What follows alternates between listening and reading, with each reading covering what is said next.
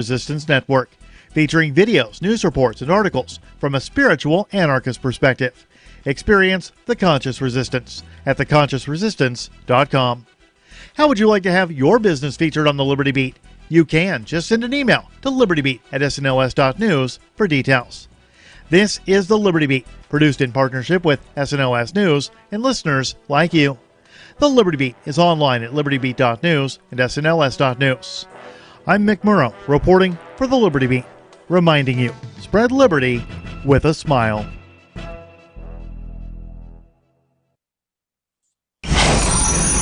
For those hoping to get ahead of the work week, look no further than Overtime Plus, a new app that lets you work for your company even while you sleep. The app keeps you trapped in a constant half-awake, half-dream state where your thoughts are never far from the drudgeries of the work week. By simply laying your phone on your mattress, the app's accelerometers are able to measure your movements throughout the night, so it knows when you're close to falling into a deep sleep and losing focus of the crushing work demands ahead of you. When restful sleep is detected, the app dips into your personalized work tasks to generate a subliminal signal, like the date of an important deadline or keywords from the most damning portion of your last job review, to jostle you back into a state of productive, semi-awake agitation.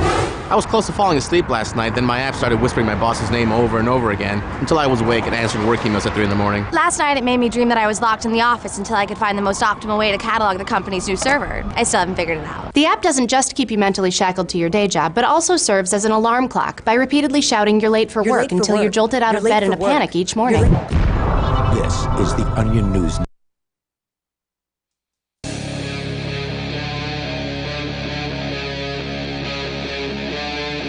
Free Talk Live.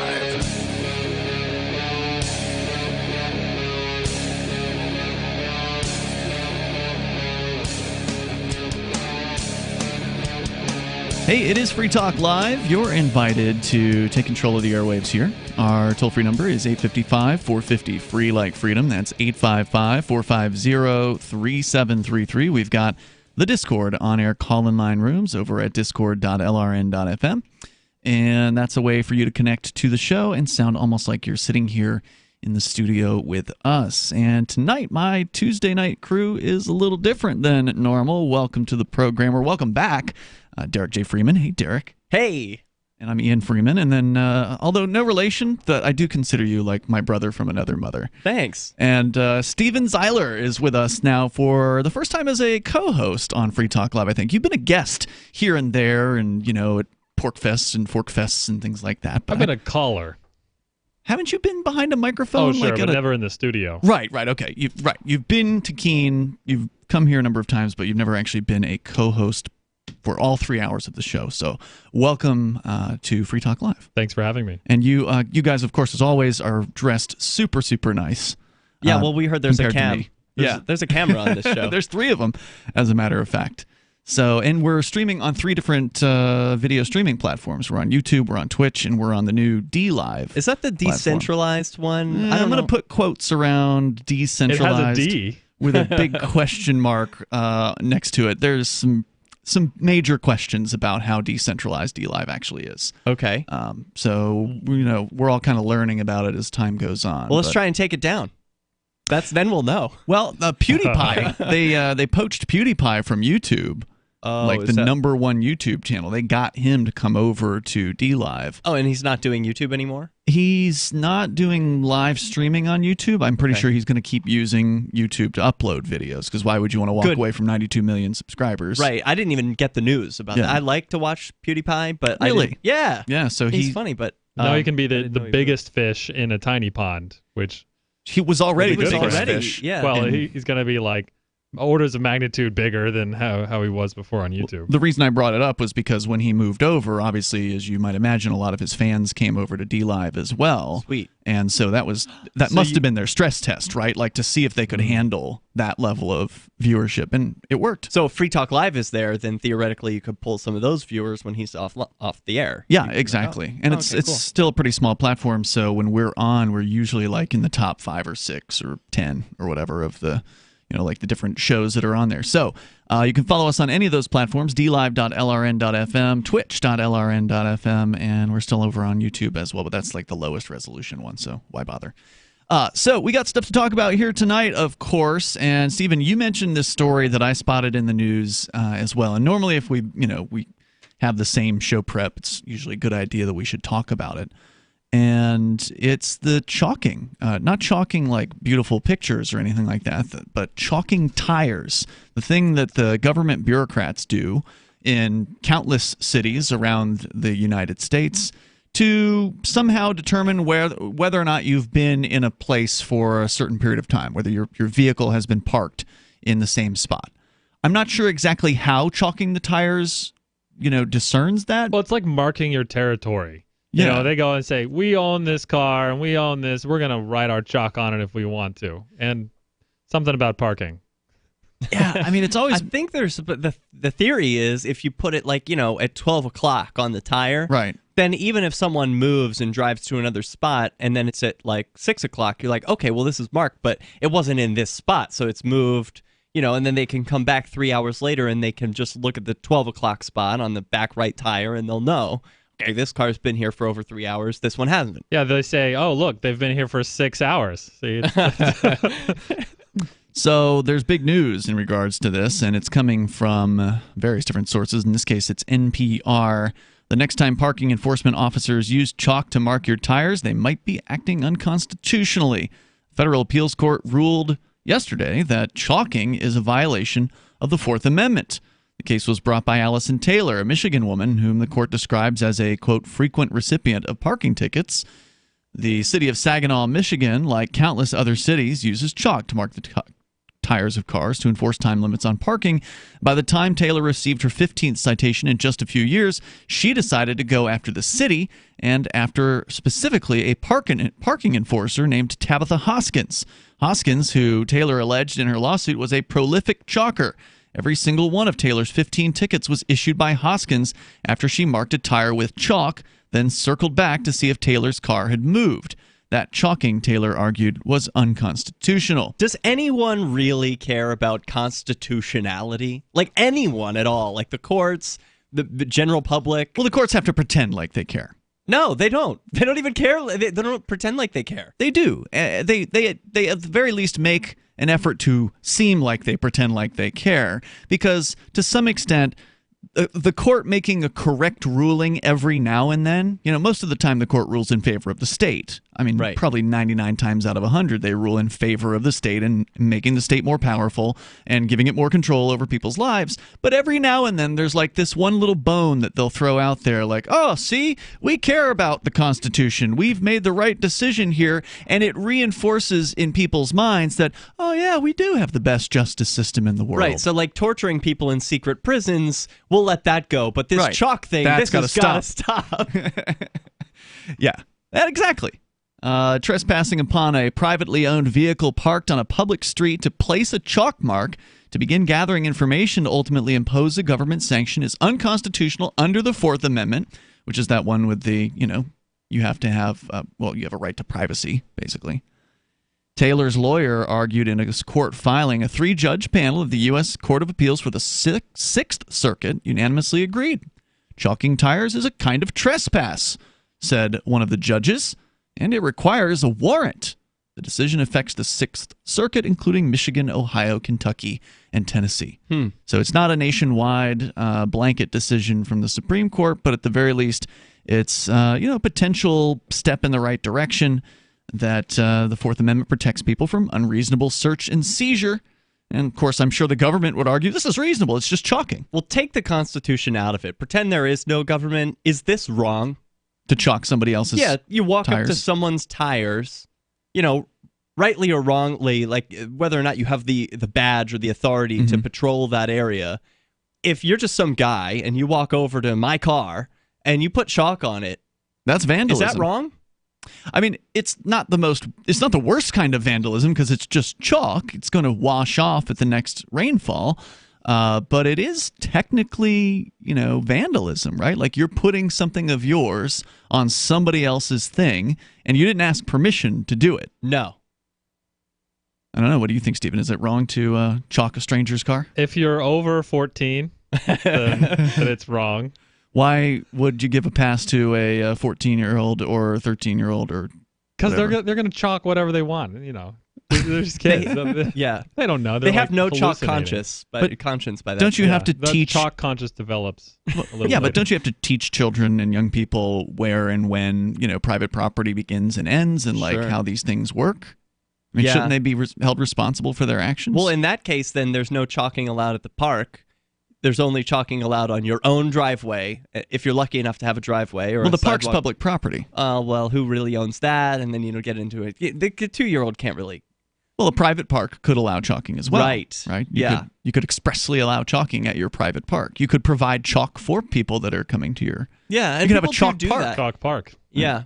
I remember being out in I think it was Venice, California, where they have nice beach and the kind of the boardwalk thing or whatever, and they have these graffiti walls. Yeah, like leave a message, and they've got like markers and stuff. I see that at events, and festivals. There's spray painters there like all day long. That's awesome. And they just spray over whatever was there. So whatever message or graphic that the artwork that spray painter puts up, they got to take a picture because you can't wait till tomorrow. It's going to be gone. Somebody else is going to walk up or skateboard up within a matter of minutes, if not hours, and just completely do over the top of what you did. Wow, that's beautiful. Yeah, and that's cool.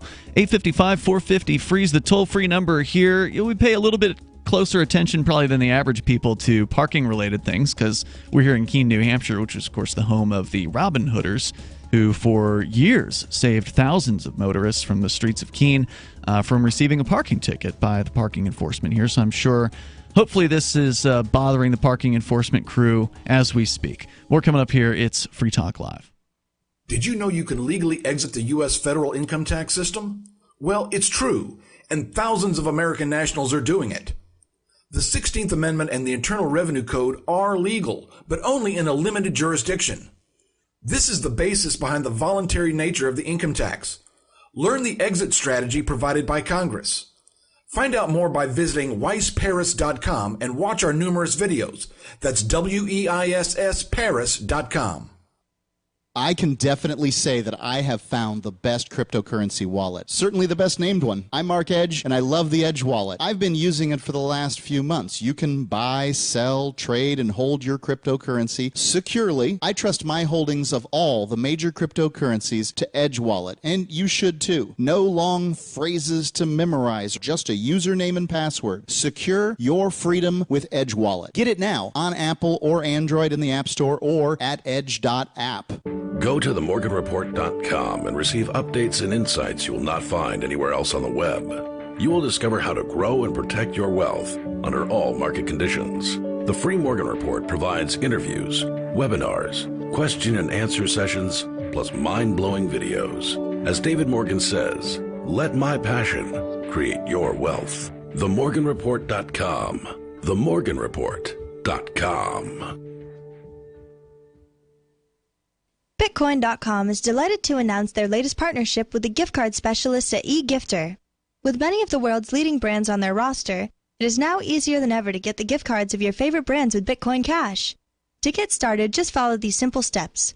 Visit giftcards.bitcoin.com, pick the gift card you want, follow the instructions on your screen, and make your payment using your Bitcoin Cash wallet.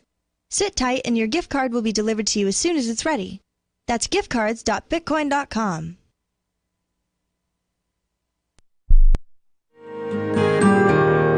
So the protection of life, liberty, and property is what the Free State Project is all about. But it's an effort to move 20,000 people who understand. It's about demonstrating to the entire country that, yeah, we can have a free market, a truly free market. Making it just a freer, great place to live.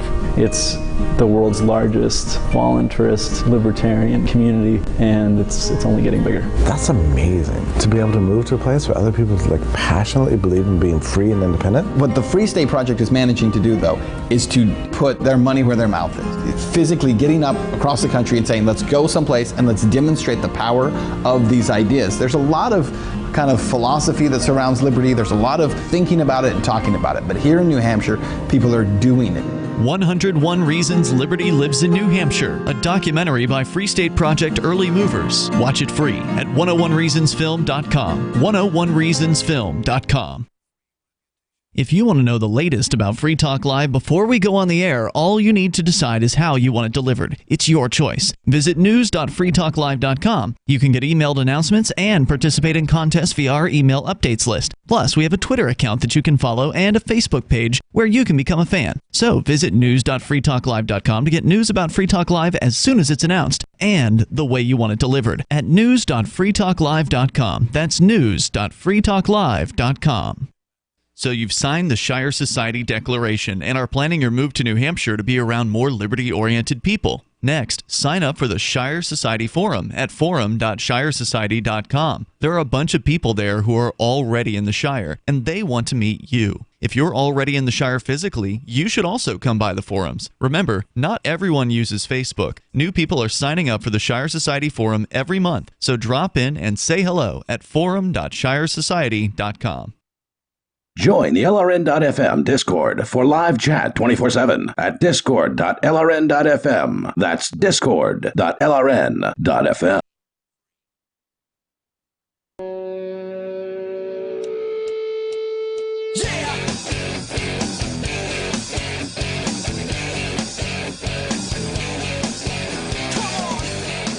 It is Free Talk Live. You can bring up anything that you want here. Our toll-free number is 855-450-FREE, like freedom. That's 855-450-3733.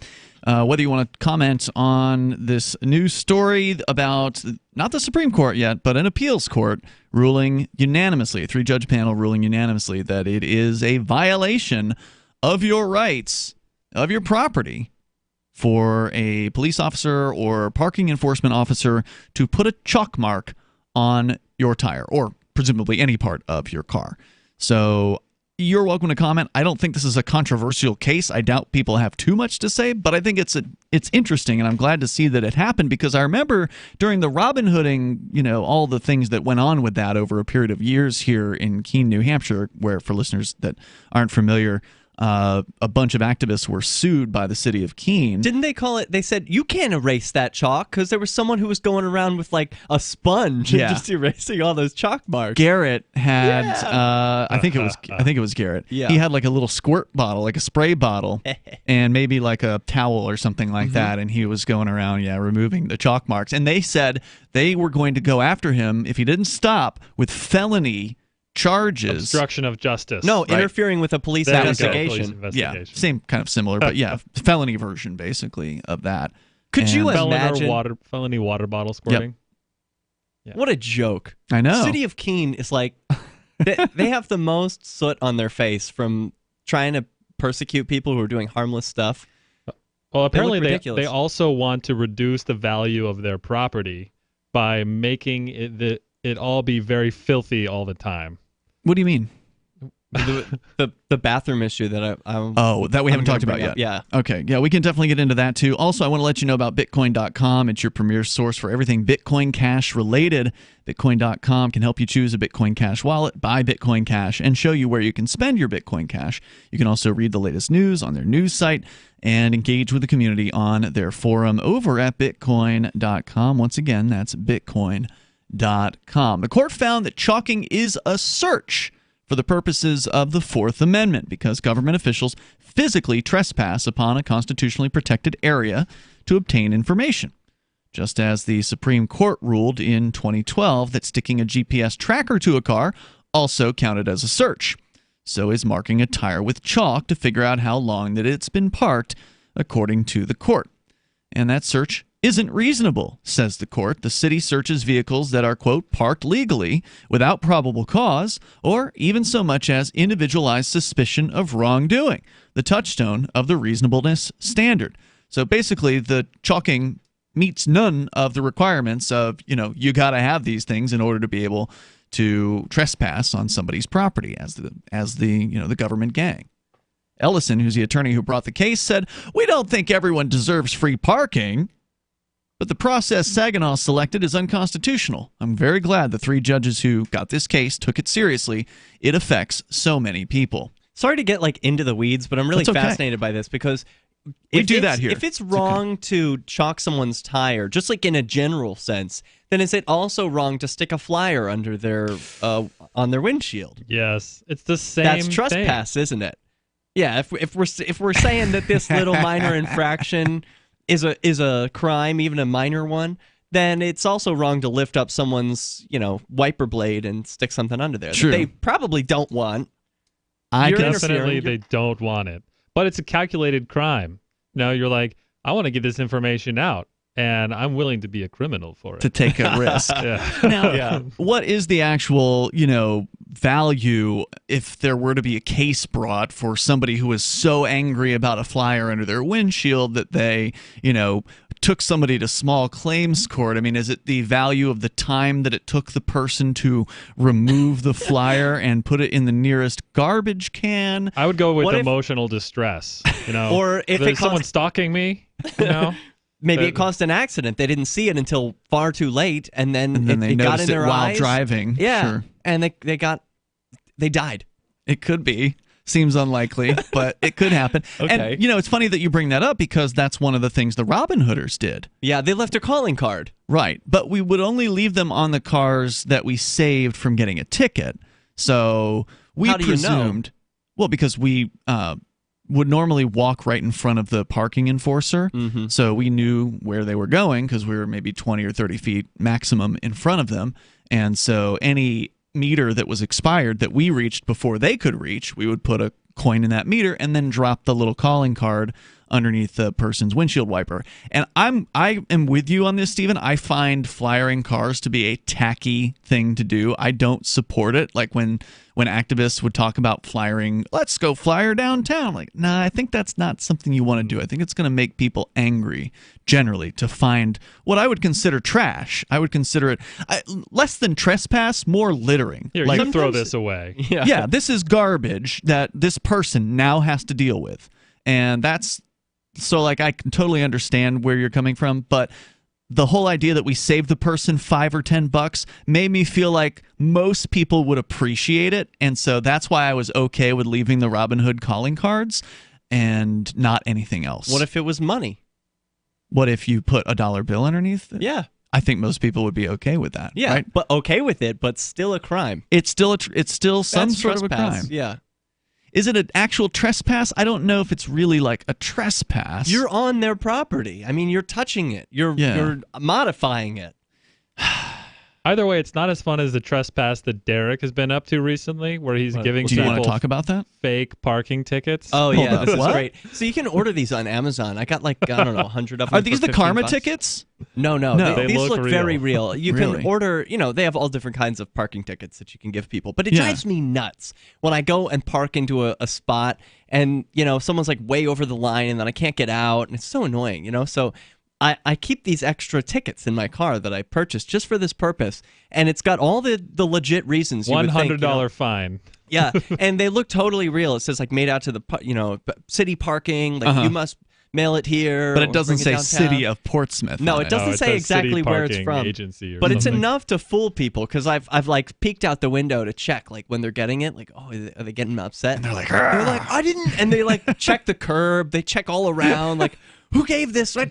And yeah, so I advocate this. I think it's a fun thing to do. Totally harmless. So, is there a mailing address on there? Yeah, Is there some company that's making money off of this? No, I don't think so. What happens when you send a check to the address on the?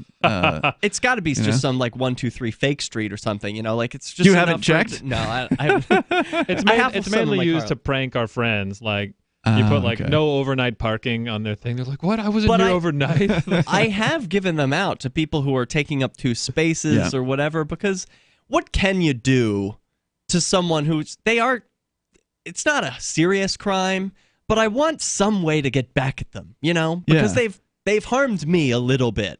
So I'm going to harm them back a little bit. It's totally harmless way. It's not like I'm causing them any money damages or anything. It's just a little mental stress. Yeah, that's all. Just a little bit. Maybe they they'll caused think you again. some stress. Well, maybe they'll think again. They were hoping they wouldn't get caught. They're like, "Yeah, I'm way over the line. I'm gonna fix it." And you can't stand around and wait for the person to come back. So this is a way to give them a message. Yeah, and you can just leave it there and then go off and do what you were going to do. Exactly. It reminds me of the karma ticket, which is like this again, a ticket book that you could buy online, and I don't remember if karma tickets were for good karma or bad karma, but probably it was both. Something very similar. There's more coming up here. 855-450, free like freedom. Free Talk Live. Maybe not today, Maybe not tomorrow, but soon you'll need a plan and place to survive. Forget bunkers. You're not a live underground gopher. You need survivalist camps, the ultimate fully functional, off-the-grid mobile survival bug-out house that's well-equipped and custom-built to outlast any other RV or trailer. Bold statement? You bet. See them now at survivalistcamps.com. That's survivalistcamps.com. Trust your family's survival to survivalistcamps.com. Hunters, anglers, campers, and survivalists. Get back to nature. Expand your horizons with the highest quality, most versatile, unique slingshots and sling bows on the market at slingbow.com. Sling bow products are compact and models start from just $17.98. They're perfect for your bug out bag or storing in your vehicle. Give yourself and your loved ones the excitement and tradition of sling bow. A new frontier in archery and truly modern twist on this primitive survival tool. Feel the thrill only at slingbow.com. Are you about to meet the media? If you're about to be interviewed, do their homework for them.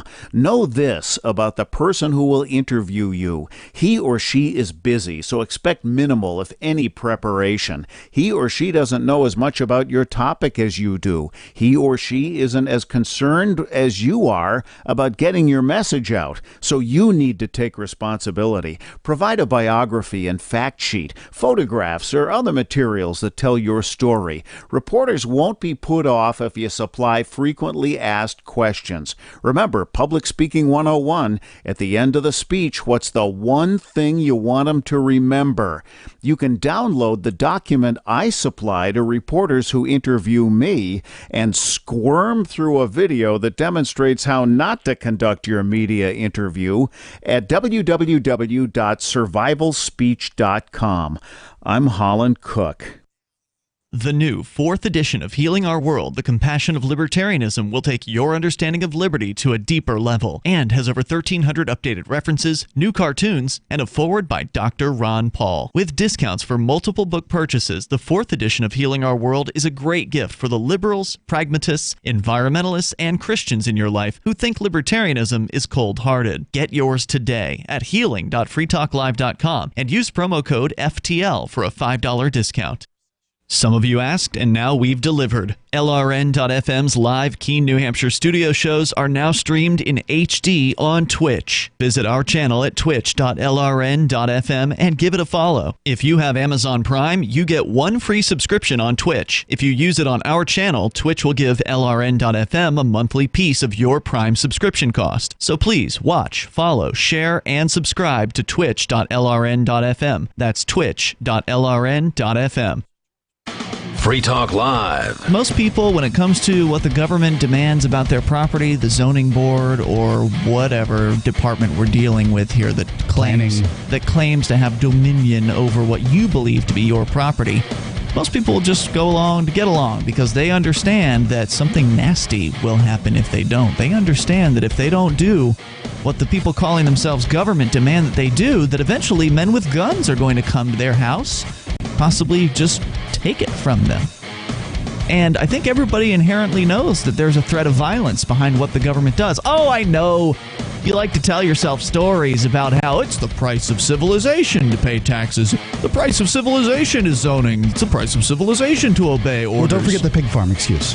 Oh, sure, yeah. If you didn't have zoning, somebody would open a pig farm right next door to you. Free Talk Live, 7 nights a week from 7 to 10 Eastern, live on the Liberty Radio Network at LRN.FM. You're listening to the best liberty-oriented audio streamed around the clock, on the air, and online. This is the Liberty Radio Network at LRN.FM.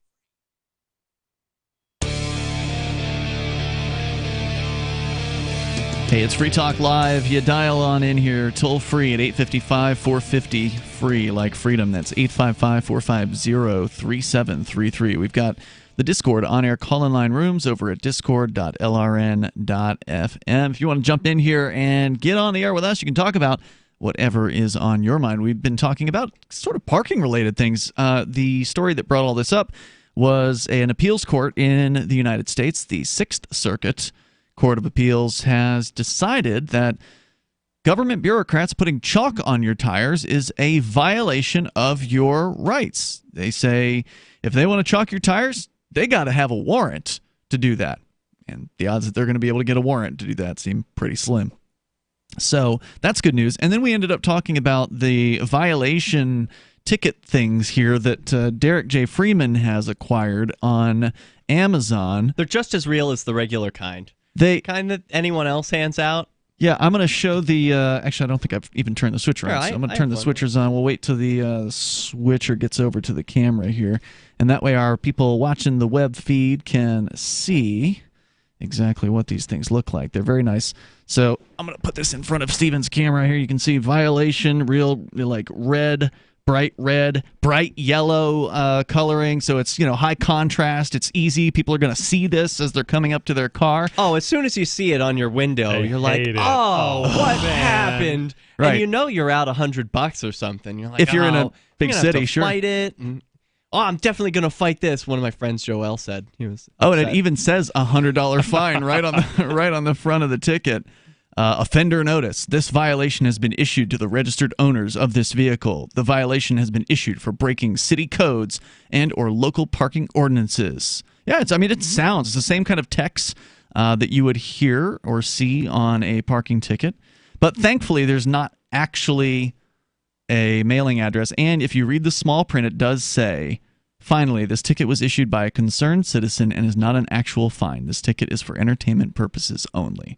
So somebody that actually does their due diligence and reads all the fine print will know this is not a real ticket, but it's definitely going to give somebody that feeling, right? I think they're going to get the sinking message. Sensation. And you get to tell them why. There's a check mark box. It's Right. like, okay, taking up 2 spots Yep. or, I don't know.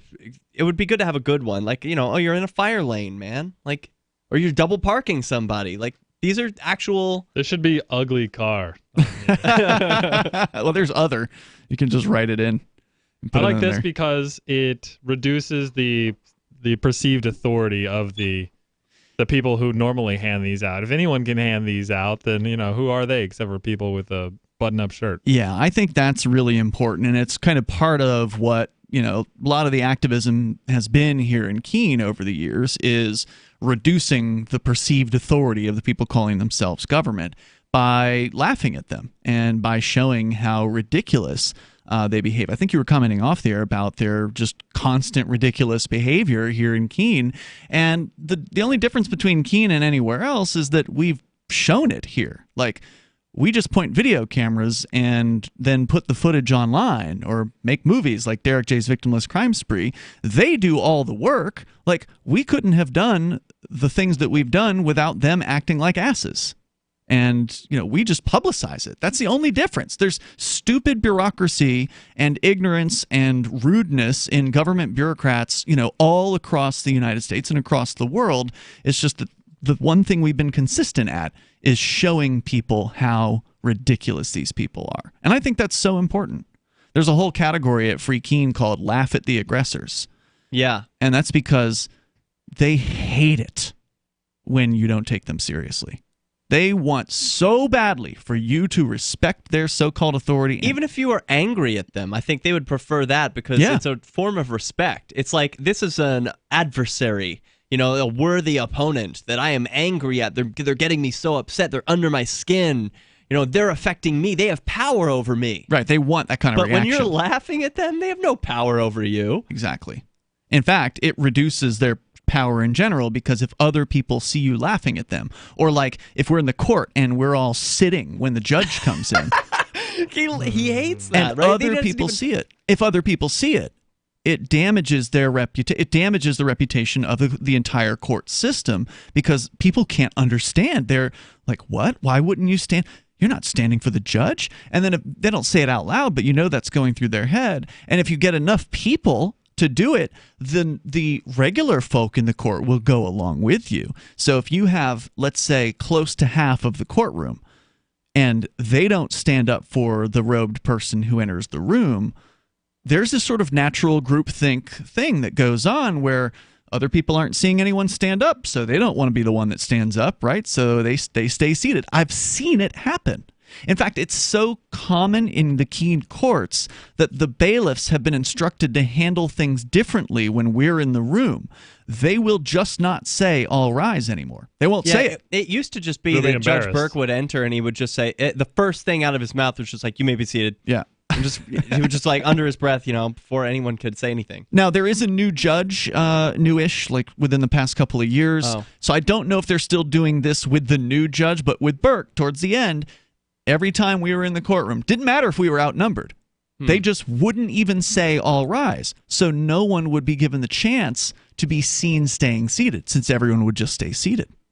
Because nobody's going to get up for the judge just because he walks in the door. It's that bellowing of "all rise" that the bailiff does. That's the cue. That's the signal to all the normal folks in the audience. Oh, better stand up now or else we're going to get arrested. Yeah. They're shouting already. Yeah. They must be angry. Right. So in a way, you were winning by showing the world that you aren't going to stand up. And so now they take that away. So it was brilliant. You get the real win ultimately because now you don't have to stand up or anything like that. But well, you got to give them credit. To show it off. Yeah, you got to give them credit for thinking of that, right? Like they broke their, this is the way they operate in every court everywhere. The bailiff says "all rise," everyone stands up, the judge walks in. They've completely broken the tradition. Yeah. Simply because people weren't going along with it anymore. So they're like, all right, well, don't. This looks bad for us. Just don't say it, okay? I mean, Keene is outrageous. I remember Ademo hat backwards, sitting up on one of those pew stands, recording video with, from his handheld. I mean, you don't see that in any courtroom. So they've really pushed the envelope here.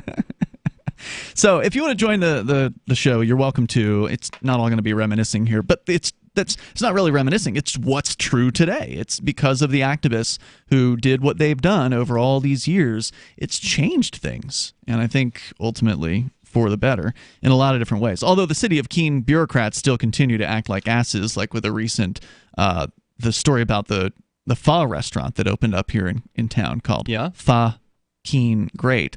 Really cool name for a pho restaurant. They acted just as ridiculous as they always had with that and targeted this lady, telling her that the name of her business was offensive and that she wasn't going to be able to put a sign up with the name of the business on it.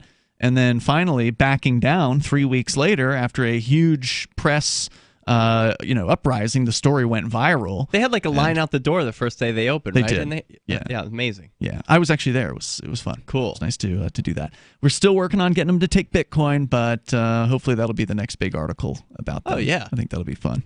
Yeah, once all the demand dies down, they're probably all still swamped with people going to their store. They're definitely busy. But I know one of the two owners wants to do it. Great. So that'll be cool. But my point being that as many times as the city of Keene bureaucrats have looked like total asses in public, they just keep doing it. They haven't really learned their lesson yet, it doesn't seem. And unless there's a conspiracy theory, and that is that Ms. Dragon, the new city manager here in town, that she's actually really, really smart, and that she knew this was going to backfire. Which was going to backfire? The naming thing? Her threatening the owner over the name because it's their tenant. Maybe she's invested in fucking great. Right. And she wanted to cause a big commotion so everyone would go there and support them and buy their shirts. At the very least, she's invested in that they're their tenant. They're renting from the city. So maybe she knew that if she made a big stink about this, it would get them a bunch of publicity for free. You'd think if she was that smart, she'd be running a business or something. Right. 855-450-FREE. That's 855-450-3733. You bring up what you want here. This is Free Talk Live. Would you like to hang out with Penn Jillette? He's keynoting Freedom Fest this year. I, for one, am thrilled. Freedom Fest is the largest liberty-oriented gathering in the world. They take a Big Ten approach with libertarians, conservatives, liberals, anarchists, capitalists, and just open-minded people mingling together to hear real debates, share real solutions, and converse freely. This year's theme is the Wild West, a time of liberty and opportunity, or a time of anarchy and violence. Maybe both. Go to freedomfest.com/FTL and get your tickets now. now. freedomfest.com/FTL. Not convinced yet? Hey, I understand. It's a high-end event. Even with coupon code FTL50. Sure, you're likely to receive investment advice that'll make that sum seem paltry, but I have something special for you. Go to freedomfest.com/FTL and you'll get the 5 best speeches from last year for free. Call it a test drive. Do yourself a favor and go to freedomfest.com/FTL. freedomfest.com/FTL. Use coupon code FTL50 for a discount. Would you like to get back that full head of hair from years past? Introducing Reveal from GCNLife.com. Beverly Hills dermatologist Dr. Nathan Newman invented Reveal, which contains polypeptides with natural botanicals and no parabens, sulfates, silicones, or dyes for a salon-quality hair growth product. Reveal. Here's Dr. Newman. I have treated a lot of patients who lose their hair and they lose their confidence. We've created a unique set of polypeptides, which we call HPT6. The HPT6 contains the polypeptides from 6 different plants. The scalp infusion treatment should be used on wet or dry scalp. The Reveal hair care system is designed to be used for men and women alike. Get Reveal at GCNLife.com with a 30-day money-back guarantee. So try Reveal today at GCNLife.com or 844-443-6637. Plus a discount up to 25% off for Reveal at GCNLife.com or 844-443-6637. Would you like to hang out with Penn Jillette? He's keynoting Freedom Fest this year. I, for one, am thrilled. Freedom Fest is the largest liberty-oriented gathering in the world. They take a Big Ten approach with libertarians, conservatives, liberals, anarchists, and just open-minded people mingling together to hear real debates, share real solutions, and converse freely. This year's theme is the Wild West, a time of liberty and opportunity, or a time of anarchy and violence. Maybe both. Go to freedomfest.com/FTL and get your tickets now. freedomfest.com/FTL. Not convinced yet? Hey, I understand. It's a high-end event. Even with coupon code FTLEB. Sure, you're likely to receive investment advice that'll make that sum seem paltry, but I have something special for you. Go to freedomfest.com/FTL and you'll get the 5 best speeches from last year for free. Call it a test drive. Do yourself a favor and go to freedomfest.com/FTL. freedomfest.com/FTL. Use coupon code FTLEB for a discount. So you've heard all 3 hours of the latest episode of Free Talk Live, and you're still hungry for liberty-oriented audio content? Did you know that we have another 24/7 audio stream at LRN.FM? The Liberty Radio Network airs the latest episodes of some of the best liberty-oriented podcasts on the internet around the clock. In addition to recorded content, you'll also hear live shows like Free Talk Live, originating from our Keene, New Hampshire studio. So listen anytime at LRN.FM. That's LRN.FM. Cell 411 is a free app for Android and iOS that replaces government-controlled 911. Cell 411 allows you to preset a group of friends or private organizations to show up at any emergency. Cell 411 is a nightmare for the state because it proves their so-called services aren't needed. Cell 411 has had thousands of installs, and of course it's covered by the BIPCOT no government license. Cell 411 because your friends won't shoot you when you're in trouble. Without the government, who would build the emergency services? You and Cell 411. Get it today at GetCell4. Do you love Twitter? Make sure you favorite the LRN.FM Twitter account so you can receive our tweets at twitter.lrn.fm. That's twitter.lrn.fm.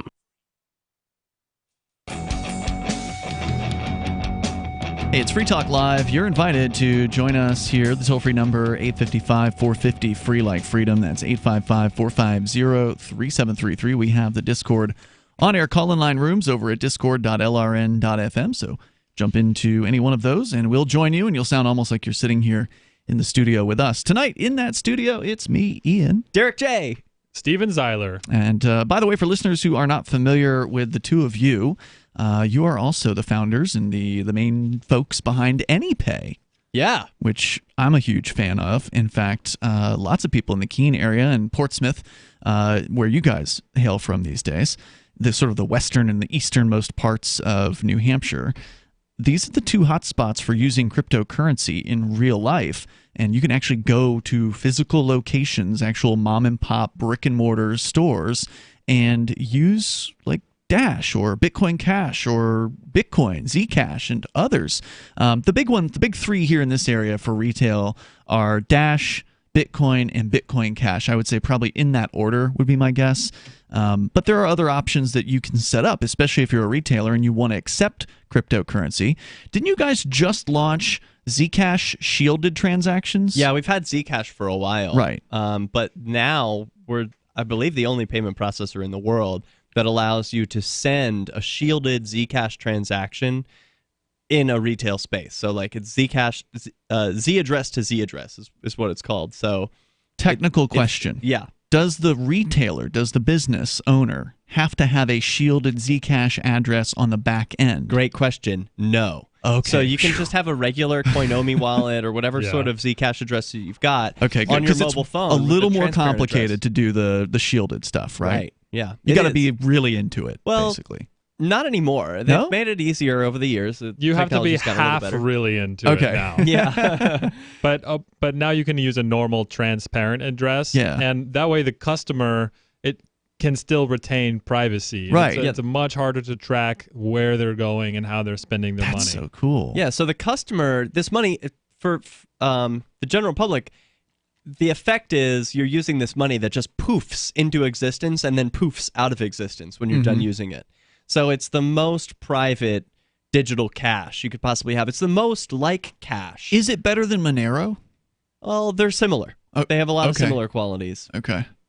Because I know I like Monero just because I see it on the darknet sites and I'm like, oh, it's got to be good. You know, if the darknet's taking it. Well, there's a thing about cryptography which says the longer it's been around, the more trustable it is. Mm-hmm. And Monero's been around longer, at least it would just hit its 5-year anniversary since the fork that spawned Monero. Mm-hmm. But was it a fork? I thought Monero was its own, like they cooked up their own thing. Well, actually, it was a fork of something called Bit Monero, which was the progenitor.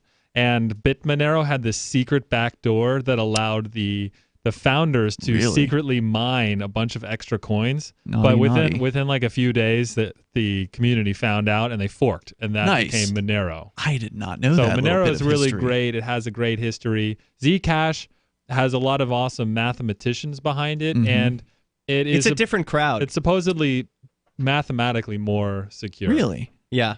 Like, you're right, Monero's all over the darknet. You never see that. You do see it on Open Bazaar, which is an online marketplace where people can buy all kinds of things, and Zcash is there. Okay, Monero's not. But they go about their privacy in two different ways. Yeah. I think they're both very, very respected from what I can tell. Like the two best of all of the different privacy cryptos out there. And now you can take it through AnyPay. So if you haven't done this yet, you can go to their new website, helpmetakebitcoin.com. What is it, 4 steps? I mean, it's 1, 2, 3. It's so easy to get this thing started. All you do is well, first, make sure you have a cryptocurrency wallet. We recommend Edge Wallet. It's a great one. But there's a bunch of those out there. You get your crypto wallet. You sign up over it. Helpmetakebitcoin.com. Username and password. That's it. That's all you don't you even need that None anymore. Of that anymore. No, are you serious? We made it easier. Yeah, no how do you more get into username this? and How do you password. what? There's How? a quick start button. So you just download AnyPay. You find it in the Google Play or Apple App Store. AnyPay is what it's called. Yeah. You hit one button, quick start, and then just type what or You paste your select, Bitcoin Cash address. paste an address, and you're in. Okay, but that's it. I got to ask you all these things on the air now since I've discovered this on the air. If you're doing a quick start, how do you then, let's say the tablet smashes onto the ground after you've already received, a few $100s worth of It already went to those cryptocurrency. addresses where you were sending All it. the money's in your wallet already. It doesn't go into the cash register app. that you Right. made. So then in that case, you would just quick start again and no account If necessary. you with want, that. you can also add an account after you quick start. So, You we can have an reversed account. it where you don't need an account because Oh my God. people in the Bitcoin Cash world were like, we're not going to use this. We don't want to put in an email address. Yeah, even as though soon- we said it can be a fake email address. Yeah, You know, as soon as still they didn't got want to it. the register screen where it was like, oh, put in an email and create a password, they're like, I'm No. done. No, No way. This is too much.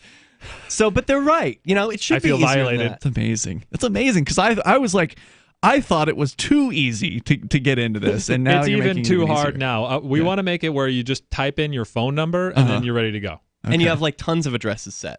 Because it'll connect to coin text or something like that. Which is another cool aspect. There's so many cool aspects about helpmetakebitcoin.com, and now it's even easier than I was saying that it was. So it's good to know that. Thanks for coming here and updating me on how this process continues to get just as easy as it possibly can be. Go to helpmetakebitcoin.com and get started with that. or miss out, because right now, as I mentioned when you guys showed up here, I think tonight, the price of a Bitcoin today hit over $5,600 per Bitcoin. And that's if this were October of 2017, we would be at a record high. Now, Bitcoin did set a record high in December of 2017 at around $19,000-$20,000. But this is an incredibly high point in the whole history of Bitcoin. The entire 10 years that Bitcoin has been around, it's only ever been, the first time it was at 5,600 or whatever was in the middle of October of 2017. So, people that look at the price and talk about the bubble and that we're, it's tumbling down and all that. Yeah, it's tumbled down to what was a record high in 2017. This is incredible. The price you could of also Bitcoin. Look at it as the S&P 500 is near an all-time low. Is that right? Well, compared to Bitcoin. And because as Bitcoin becomes the global unit of account, prices will be denominated in terms of Bitcoin, not Bitcoin denominated in other prices. Right. So you'll that'd look be at awesome. People will be like, wow, the price of housing is actually going down a lot, not going up. Compared to Bitcoin. Right. So if you're living in the compare everything to Bitcoin world, then you have a different viewpoint on what prices are, and if it's correct, then you're going to end up profiting a lot. You can learn more about all of that. HelpMeTakeBitcoin.com. Let's go to the phones here. Sarah is on the line in New Mexico. Sarah, you're on Free Talk Live. Go ahead. Yes. So today, a postal carrier got shot and killed by a teenager. Where?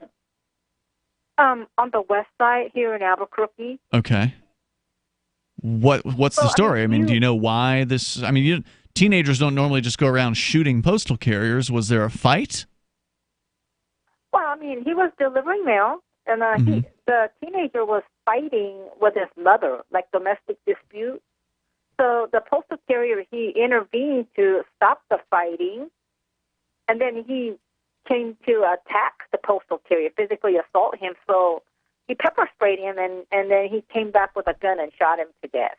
So the postal officer pepper sprayed the teenager, and then the teenager shot in response? Right. Okay. Right, yeah. He turned around, he grabbed the gun, came out, and shot him. I guess the carrier should have been carrying a gun, huh?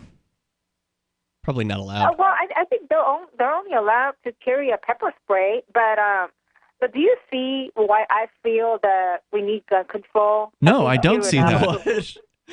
It seems to me like the Postal Service should be allowing its carriers to pack heat. If they do that, there's going to be more gun violence. Why? Are you saying the postal carriers are dangerous people and you don't want them to be armed? Well, do you think he should have pulled out a gun and shot the kid? Is that what both of them shot? Well, I don't know what happened before the. I don't know what transpired. It sounds like he escalated the violence. According to the story you just told, Sarah, the kid was fighting with his mom, not a postal carrier problem, but he decided to intervene with pepper spray, which escalates the use of force. Right? No, he intervened. He tried to stop them physically, and then the kid came out to assault the guy. Well, if the kid wasn't using pepper spray, then the postal carrier escalated the use of force. So, just to be clear, kid's fighting with his mom, postal carrier gets involved to try to break it up. Then, in the fracas, postal carrier pulls out a pepper spray and uses it against the teenager. This guy sounds dumb.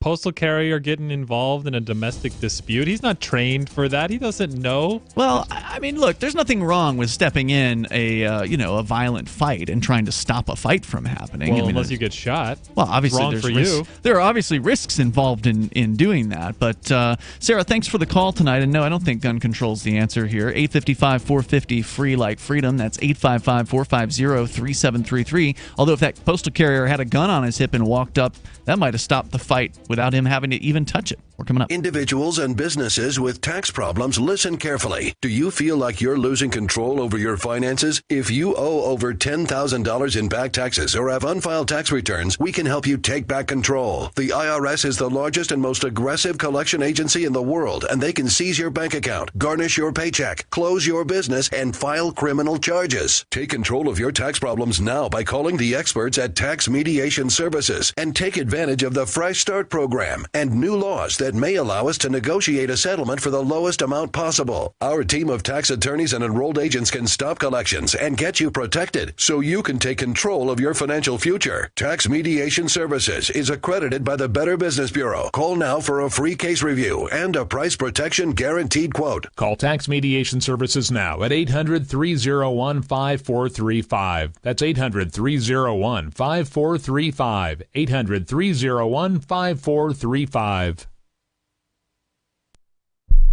Are you a cryptocurrency advocate? The Crypto Tip is the ideal outreach tool to help new people discover cryptocurrency. It's a printable business card-sized tip that you can give to service providers, preferably in addition to a good cash tip. When the server scans the QR code, it'll bring up an explanation of cryptocurrency, how to install a wallet, and allow them to claim the tip. If they don't claim the crypto, you get your tip refunded to you after a time period you specify. Plus, if they do claim the tip, you get an email alert. Create as many tips as you want at cryptotip.org. That's cryptotip.org. LRN.FM is proud to announce our official listening apps for Android and iOS devices. Now you can easily tune into our streams anywhere, anytime on your smartphone or tablet. Just visit apps.lrn.fm or search for LRN.FM in the Android or Apple app stores. Please download, rate us 5 stars, then share the link on your social media and let your friends and family know how you're listening to LRN.FM. Download it now, free at apps.lrn.fm. You're listening to the live edition of Free Talk Live. Hour number 2 is next, after the news, here on the Liberty Radio Network at LRN.FM. This is the Liberty Beat, your daily source for liberty news and activist updates. Produced in partnership with SNLS News and listeners like you. Online at libertybeat.news and snls.news. I'm Mick Murrow with your latest edition of the Liberty Beat. Gold is trading at $1,273, silver at $14.90, and Bitcoin is trading around $5,605. Today's prices are brought to you by InnoScale. Take off with Managed Cloud. Looking for a safe, secure way to store your important files online? Let InnoScale handle it for you. Their high-availability cloud servers are the perfect solution for clients needing one or more secure, scalable servers with built-in hardware failover protection. For details, see them online at InnoScale.net. In the news, in what critics denounce as the Trump administration's latest attack on women's rights across the globe, U.S. officials are reportedly threatening to veto a United Nations Security Council resolution seeking to end the use of rape as a weapon of war over its language on reproductive health. The Mind Unleashed, citing The Guardian, said that Trump officials are objecting to the resolution's language on victim support from family planning clinics. In recent months, the Trump administration has taken a hard line, refusing to agree to any UN documents that refer to sexual or reproductive health on grounds that such language implies support for abortions. It has also opposed the use of the word gender, seeing it as a cover for liberal promotion of transgender rights. The Trump administration's opposition to the measure, proposed by Germany, quickly sparked international outrage. Heather Barr, acting co-director of the Women's Rights Division at Human Rights Watch, tweeted that in the latest step in Trump's war on women, the U.S. opposes health care for survivors of rape during war. Others also took to Twitter to condemn the Trump administration's efforts. The Liberty Beat is sponsored in part by Brave Botanicals, high-quality kratom and CBD at reasonable prices, with excellent customer service. Brave Botanicals is activist-owned and mission-driven, fighting for your right to consume plant-based medicine and natural remedies. Find out more at myBraveBotanicals.com. And right now, Liberty Beat listeners can save 10% by using promo code SNLS at checkout. This is the latest edition of the Liberty Beat. Find us online at libertybeat.news and snls.news. Your news now continues. On Tuesday, multiple FBI agents arrested Trenton, New Jersey police officer Drew Inman, who was part of an ongoing investigation into multiple bad cops in the department. Inman and his fellow cops were seen on body camera footage attacking an entirely compliant and surrendering Chansey, Washington, and then bragging about it before lying on the police report. The Free Thought Project reports the FBI launched the investigation last year into Inman, former TPD officer Anthony Villanueva, and Mark Kiefer III over Washington's arrest.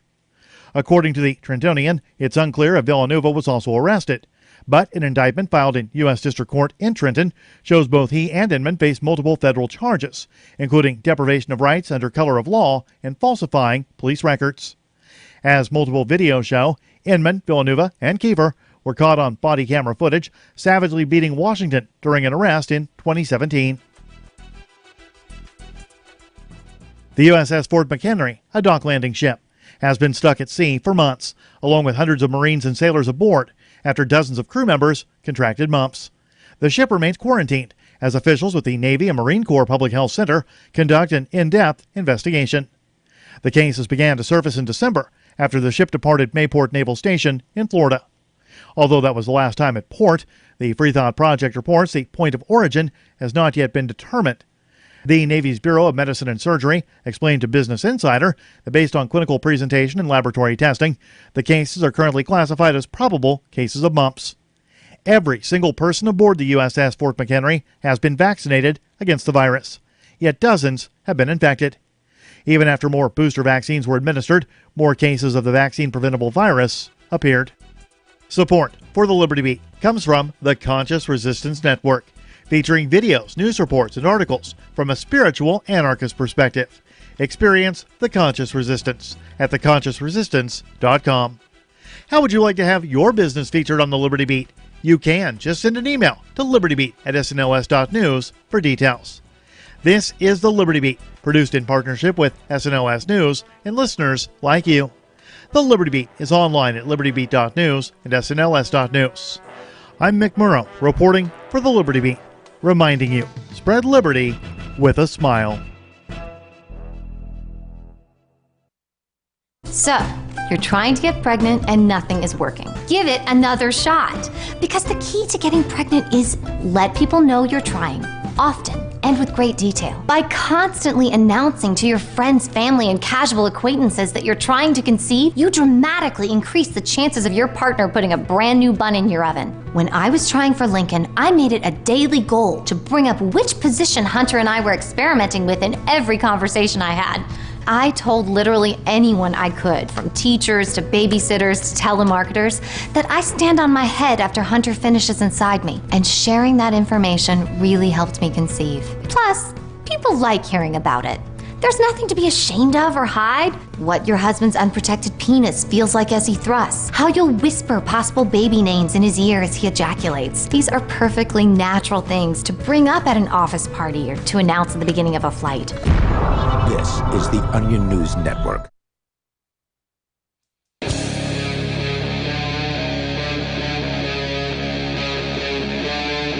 Free Talk Live.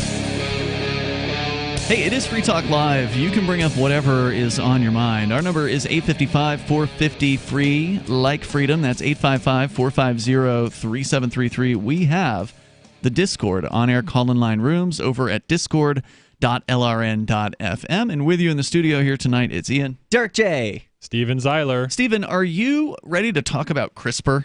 CRISPR is cool. It sounds like something I'm going to get at Kentucky Fried Chicken. You know, it sounds like a sandwich. It's a drawer in your refrigerator. Yeah. If you want genetically modified chickens, then you'll be having CRISPR at your Kentucky Fried Chicken. And actually, one thing they just came out with, so CRISPR is a pattern in the DNA that can be manipulated, and it's an acronym, right? CRISPR. Yeah, it's like a type. Yeah, CRISPR, and I believe it's a clustering of DNA information that is easily detected and then replaced with other DNA. So, and they can apply. It's like a chunk of DNA that you can substitute with other DNA. I think that's kind of how it works, and it's a technique for performing this substitution. And so, like live. While something's alive, like you can do it. Or in like the cells when they're replicating to become a new thing, like they can take chicken cells and then replace some of the DNA in them so that they're hypoallergenic. Huh? Like what does that mean? It means that like an allergen that may cause some kind of inflammation in a person when they eat an egg, if they're allergic to eggs, well, they can remove that part. Wow. Oh, good. Does that mean they can make peanuts so they don't make people allergic? Can you have a hypoallergenic peanut? That is exactly what they're thinking about, and doing this for all kinds of stuff, and making like plants drug resistant or like insect resistant or. There has to be a major Luddite pushback against this. Have you heard? Are there like the anti-CRISPRs who have come out and are protesting this thing? Without a doubt. Yeah. Yeah. But the idea is that you could edit all kinds of organisms, and they've even been composing different like fish with monkeys and stuff, and like adding genes from one to another. Wow. Pretty What's crazy. the benefit of fish and monkey? Crazy food? animals. It could be delicious. It could have.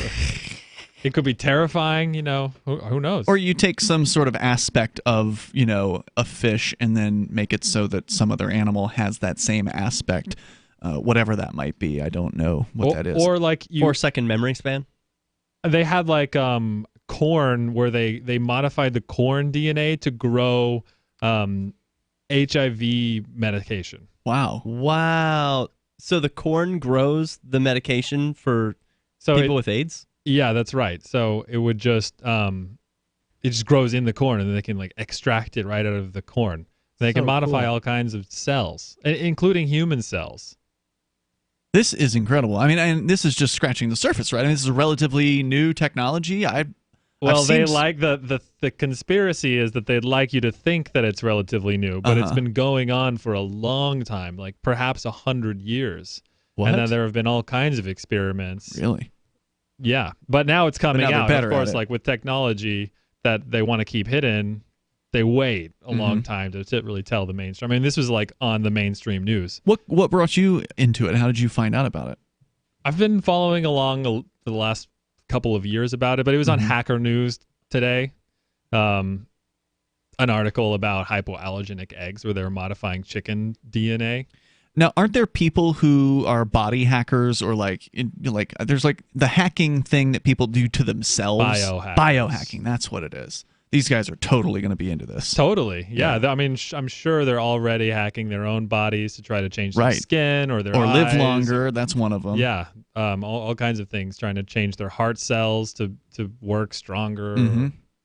Yeah. Basically upgrading your body with these. Now, I mean, is there like a device? How do they go about doing it? Or do they like extract blood and then change the blood and then inject it back into you? Like do you know anything about the process? I think that they inject proteins into the cells directly, or they put things into the bloodstream that can penetrate the cells, and then then it finds these clusterings of DNA that are matched, and then like it can just replace. I don't know exactly. I'll learn more about it. It would seem like an enzyme. Isn't that like an enzyme's job to go around That's right, yeah. the cells and modify things?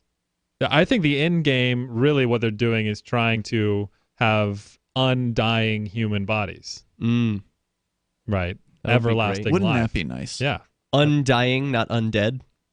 Maybe undead implies that you were dead, right? And you're and you've become now. undead, Yeah. Yeah, I think they were going for just not dead. It wouldn't be impenetrable bodies. Like you could still get your head severed by some freak accident or run into by a bus. That's not going to, imagine, save you in that circumstance. But the natural death could be eliminated is the idea. Adamantium-lined spines. It could be coming. Yeah. They're probably working on the head replacement part, too. Wow, that's pretty cool. CRISPR. So I imagine one could just Google CRISPR, CRISPR, and learn all about that. Yeah, what would you have changed in your DNA? You know, I've kind of, when I was younger, I liked the idea of living forever, and I don't know if I really want to live forever, but it'd be nice to extend life until the point where I'm tired of it, to be able to just say, okay, I've had enough. I think most people get that. When I see old people who are really old, they all seem to be They're done. After 80s or something, they're like, yeah, I did it all. I'm pretty satisfied, Not that I'm looking to die, but I feel like it's okay. It's all right. Accomplished. Mission accomplished. Yeah. Right. I think Derrick J would get so that his hair doesn't grow on his body. Definitely, yes. Are you obsessed with removing all kinds of hairs? Yeah. Well, I spend a lot of time doing it. I've spent a lot of money doing it. Yep. And I know I'm not the only one. There are a lot of people out there who laser hair removal has come down a lot, in terms of price. So it's pretty easy to get basically your whole body lasered. And does it go away forever if you laser it, or is it goes away for longer? A long, long time. So basically, some of the follicles are just obliterated. Really? They're gone. They don't come back. I got it on my face. So you don't ever shave? I have a few left to go, but I barely have to shave at all. Wow. Yeah, it's nice. It saves a lot of time. But what if you decided later that you wanted I don't to want grow it. a beard? I know. I know deep inside I don't want a beard. That's Okay, always that's the good. question. And I think also it wasn't very good to start with my beard DNA. It's not good. So Was it patchy? But if I want, I'll just get some CRISPR, throw it in, and I'll get add a it beard. back. Bring it back. Add it back. Yeah, they should just CRISPR should be in pill form, Uh-huh. so that it's like you've got a jar of pills for a good beard, jar of pills to remove all your leg hair. Isn't that what people want? That's what people want. They want to be able to just pop a pill and have a thing happen. Yeah, Right? skip the pill. I don't know how to make it easier, but I don't want to even do that. That's too much work. Oh, they'll figure it out. Have it put in your water like fluoride. I think it should be in songs. It should be like through waves in the air. That So you just can like listen to CRISPR. Yeah, you just put it on in the background. You don't even hear it. It's like white noise, and then And it's meanwhile, programming you. It's reprogramming your body. modifying all your genes. That sounds so really it modifies dangerous. a cell, and as that cell reproduces, the new cell's DNA has the new DNA. It's probably already happening now that I think of it. I mean, have you heard of the experiments that they do with plants where they'll have plants that are listening to Mozart versus plants that are listening to Metallica or something. Or nothing at all. Or nothing, Right. yeah, as a test group. And the plants that are listening to Mozart, for some reason, do a lot better and produce more fruit and all of that. So I'm sure that they can do CRISPR through the waves, the same way as we do music. It's all That's a affecting scary idea, right? Like if all you had to do was have sound waves pointed at people to modify could use it their as a DNA, weapon. Yeah, that the government's going to be. What into if they that. modified your blood to like release DMT or something? Whoa. That could be really distracting. in the That's the adjective you think of? I wouldn't be able to get anything done. Like if my blood was flowing with DMT constantly, it would just be really hard to do anything. Yeah. For listeners that don't know, DMT is a highly psychedelic hallucinogen. I mean, it's pretty amazing. It's fun in short doses. It's a good thing it only lasts for 5 to 10 minutes, because if it were longer than that, it would be pretty intense. It's intense for 5 minutes. More coming up here. Our number is 855-450-FREE. If you want to join us, 855-450-3733. You can take control of the airwaves here on Free Talk Live. And we've also got the Discord on-air call-in line rooms over at discord.lrn.fm. This is Free Talk Live.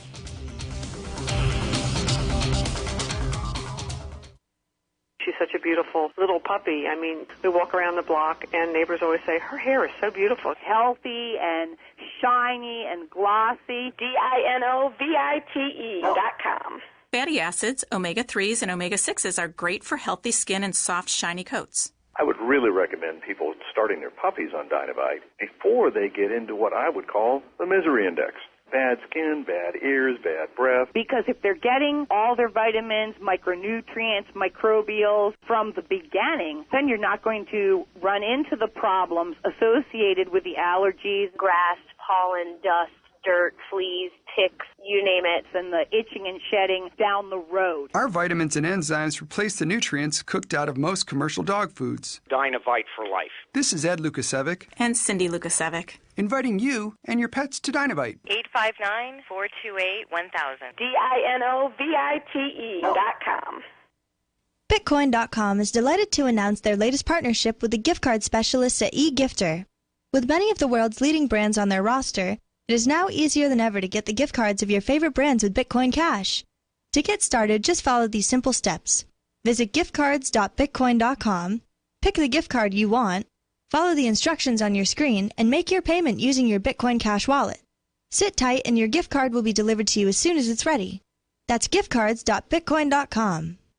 Go to themorganreport.com and receive updates and insights you will not find anywhere else on the web. You will discover how to grow and protect your wealth under all market conditions. The Free Morgan Report provides interviews, webinars, question and answer sessions, plus mind-blowing videos. As David Morgan says, let my passion create your wealth. TheMorganReport.com. TheMorganReport.com.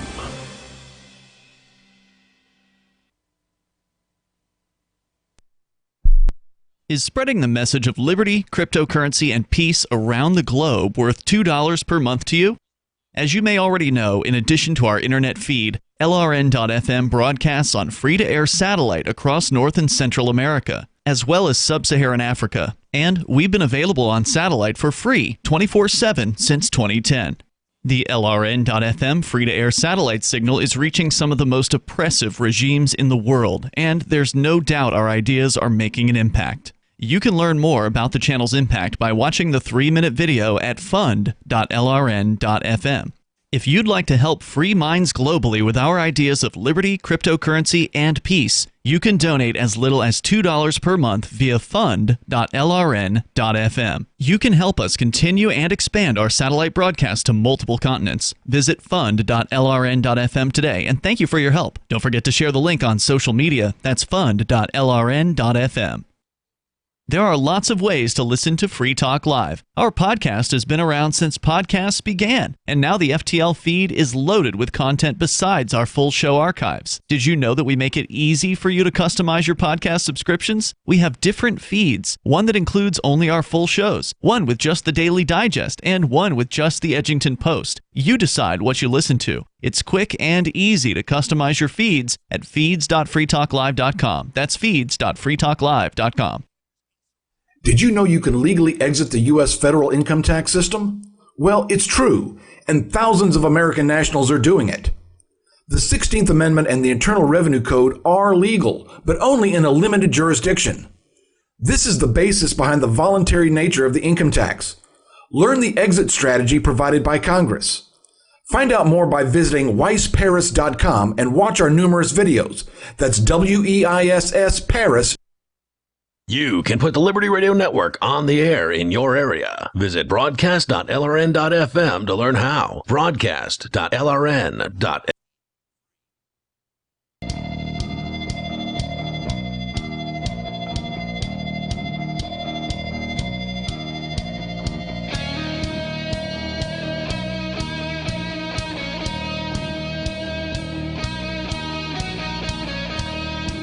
It's Free Talk Live. You can bring up anything that you want here. Our number is 855-450-FREE, like freedom. That's 855-450-3733. We've got the Discord on-air call-in lines over at discord.lrn.fm. So hop into one of those rooms. We'll get you on the air with us here. Ian, Derrick, and Stephen in the studio here tonight. And, of course, you can bring up whatever you want. We were talking about technology to some extent with CRISPR, the ability to actually edit DNA, as I understand it. And I'm not saying I understand it that well, but Stephen is definitely into it. And, of course, you can call in about anything that you want. Wired Magazine had a piece recently by Emma Lanso about platforms like, YouTube, Facebook, these mega corporate internet platforms demanding centralized censorship. And that's not a good thing. Story here, again from Wired, in the aftermath of the horrific attacks at the Al Noor Mosque and Linwood Islamic Center in Christchurch, New Zealand, internet companies faced intense scrutiny over their efforts to control the proliferation of the shooters' propaganda. Responding to many questions about the speed of their reaction and the continued availability of the shooting video, several companies published posts or gave interviews that revealed new information about their content moderation efforts and capacity to respond to such a high-profile incident. This kind of transparency and information sharing from these companies is a positive development. If we're going to have coherent discussions about the future of our information environment, we, the public, policymakers, the media, website operators, need to understand the technical realities and policy dynamics that shape the response to the Christchurch massacre. But some of these responses have also included ideas that point in a disturbing direction toward increasingly centralized and opaque censorship of the global internet. Before we go on, just talking about the Christchurch shooting video, did either of you happen to see it? Yeah. Sadly, no, I didn't see it. Why is that sad? Because I tried to find it. Oh, but it was censored? I couldn't find it. And I couldn't find the white paper either. Really? There's a whole wide internet out there. Would you do 3 seconds of searching? I didn't look that hard, Okay. but I wanted to find it easily. Yeah. It's the white paper is easier to find if you know the name of the paper, and I forget what it is at the moment, but it had a certain title. So like shooting or searching for a New Zealand shooter white paper, you'll probably dig around and then eventually you'll be able to find the name of it. And then if you search for the name of it, you'll probably find the PDF of that. I actually found a site that was trying to charge $1 to let you download the PDF. But we posted it on our Discord server. So when it was all going down, we posted the white paper. We posted the link to the video that was posted. And, it's a horrifying video. It's innocent, peaceful people being slaughtered by some lunatic with a rifle. So, am I the only one who thinks that it's kind of a good thing that these companies want to strengthen their censorship? Hear me out. Why? Because that which you resist persists and grows stronger.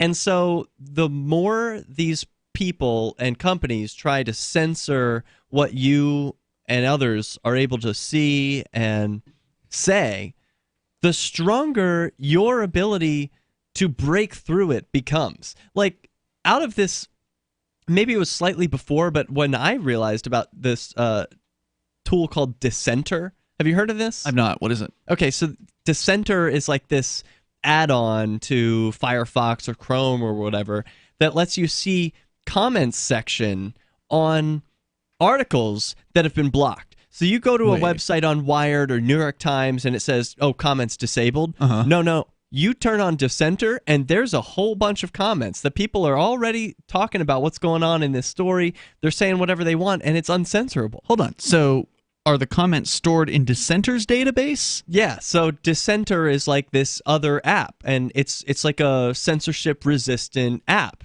where the whole idea is you can say whatever you want.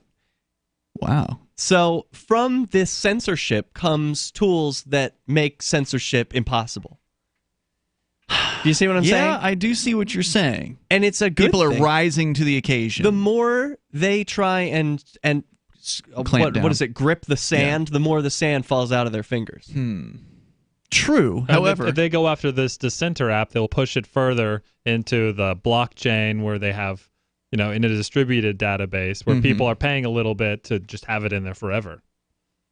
But you were not able to find the video, and you were looking for it. So, I see what you're saying, Derek, but, isn't Stephen an example? He's not, when it comes to the internet, inexperienced. He's lazy. Yeah, definitely lazy. Yeah. He was like, I'll do one Google search. Look at the top 3 results. results. I can't find it. How about porn? Yeah. Apparently, all you had to do was ask Derek, and he would have shown you the video. But yeah, I think he wouldn't show me. Oh, well, it's not really a turn on. Yeah, it's not a good video. Yeah. No, but actually, not being able to find it made me trust the search engines and the media even less. It's like, it's there. Give me the news. Like, show me what happened. You want to find all this made up. Right. You're searching for it because you want to find it. What they're saying now. Yeah. Yeah. And they're not letting you. Yeah, I don't want them molding my version of reality. That's not fair. I don't think that's good. Well, the more alternatives that are available, the better. And the more upset people are at these big platforms, that's certainly a good thing, right? Like, if people catch wind that they're not able to see the things they want to see on these places where they're spending all their time, maybe they'll stop spending their time on those places and go elsewhere. I just realized, I think that Dissenter is a byproduct of Gab. Have you heard of Gab? Which is a Gab byproduct is an alternative to Twitter. Platform to... Yeah, Twitter, basically. It's basically Twitter, but for people who've been kicked off Twitter. Yeah. So, And now they booted Chris Cantwell off of Gab. Yeah, so it's imagine how hardcore it's going to get now. So I just think, like, the more these places censor, the more censorship-resistant things are created. I think so that's go a fair for it. Point. Do it. Yeah, keep trying to censor, guys. You're only hurting yourselves. I don't know if I don't... While I don't disagree with you, I at the same time don't want to cheer on censorship. Well, I do. do. It's not government censorship. True. Well, for the people who don't find their way outside of the censorship, it's hurting them. Like, all the people who aren't going to go out of their way to find a thing like Dissenter or whatnot, it's hurting them. But that's where they are, and they're going to be not stuck ready in to be that. outside of that anyway. They're going to be stuck in it forever. They're going to be using the dollar too when it's worth like less than a penny. Yeah. Well, they're still using pennies. They're still using pennies. Yeah. A little bit more here from this story. So let's see. Some of the responses have included ideas that point in a disturbing direction towards increasingly centralized and opaque censorship of the global internet. Facebook, for example, describes plans for an expanded role for the Global Internet Forum to Counter Terrorism, or GIFT. You need an echo feature for that. Oh, yeah. Global Internet. I actually have those features on this board. I've never really spent the time to learn how to use them. The GIFT is an industry-led self-regulatory effort launched in 2017 by Facebook, Microsoft, Twitter, and YouTube, four of the worst of the worst. One of its flagship products is a shared database of hashes of files identified by the participating companies to be, quote, extreme and egregious terrorist content. Oh, no. So basically, they're sharing their blocking database at this point. And you can share your thoughts with us. 855-450-FREE. That's 855-450-3733. Do you support increased censorship? It's free talk. The United States of Empire is a book that claims the United States is the empire of the world. George Washington had warned us against foreign wars. The United States of Empire shows that World Wars I and II left England broken. Its former colony, the U.S., had to save the empire. Was there ever a vote? Who do we fight for? The deep state began with World War I. The United States of Empire by James Dunn. Available at Amazon Books. We all have heard about the benefits of fish oils, but what about the presence of heavy metals, PCBs, dioxins, furans, and other contaminants found in fatty tissues of fish? GCNteam.com recognizes this risk and offers IFOS certified tested omega-3 fatty acids. EPA, DHA, insist on IFOS omega-3 fatty acid certification. Get the best at GCNteam.com or call 877-878-4203. Hi, I'm Derrick J. I don't want a politician to represent me. To me, government is the idea that one group of people can coerce everyone to comply with an edict or face increasing punishments up to and including death. Despite perhaps the most noble of intentions, the best government services are a far cry from what could be provided for by voluntary interactions. Besides, the people who call themselves the government wage wars and put peaceful people in jail for crimes involving no victims. If Starbucks used some of its money to drop bombs, I wouldn't shop there. So why would I support the American empire? The empire does not require my consent. Derrick J's Victimless Crime Spree. Watch it for free and order the Director's Cut DVD at victimlesscrimespree.com. That's victimlesscrimespree.com. Did you know that Free Aid is a mutual aid, educational, and networking organization? At Free Aid, we support volunteers who provide first aid. We do outreach to the public about health and safety, and we bring together medically skilled freedom lovers. Free Aid is made possible by your generous support. Donors can receive great gifts like first aid kits, t-shirts, silver dime cards, and hoodies. The Free Aid Silver Dime Card Project is sponsored in part by Roberts & Roberts Brokerage, Freedom's Phoenix, and Don't Tread on Meme. Visit fr33aid.com. LRN.FM now has a Discord. Discord is a free text and voice chat platform, and we now have our own server with a bunch of channels at discord.lrn.fm. You can join other listeners as they chat about various things during our live shows, or anytime, day or night. Discord software is available cross-platform, so you can have it on whatever device you want and take your chats anywhere. Join our Discord at discord.lrn.fm. That's discord.lrn.fm. This is a special alert for business owners, consultants, coaches, folks planning retirement, entrepreneurs, and anyone who is saving and investing to build a financial future. You are likely aware that financial privacy for most people has recently died a miserable death. And let's face it, without privacy, there really is no security, is there? Bankrupt governments and banks on the verge of collapse are perhaps the biggest threat to your financial future today. The Lighthouse Law Club recognizes this and has been working diligently to provide safe, secure, and productive tools to ensure your privacy, your financial security, and your future financial well-being, despite the catastrophes which many people fear are looming ahead of us.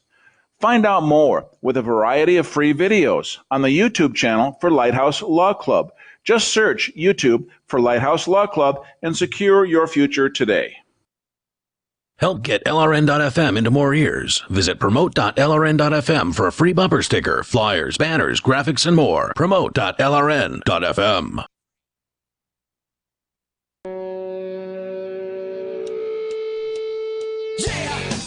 It is Free Talk Live. You can bring up what you want. Our number is 855-450-FREE.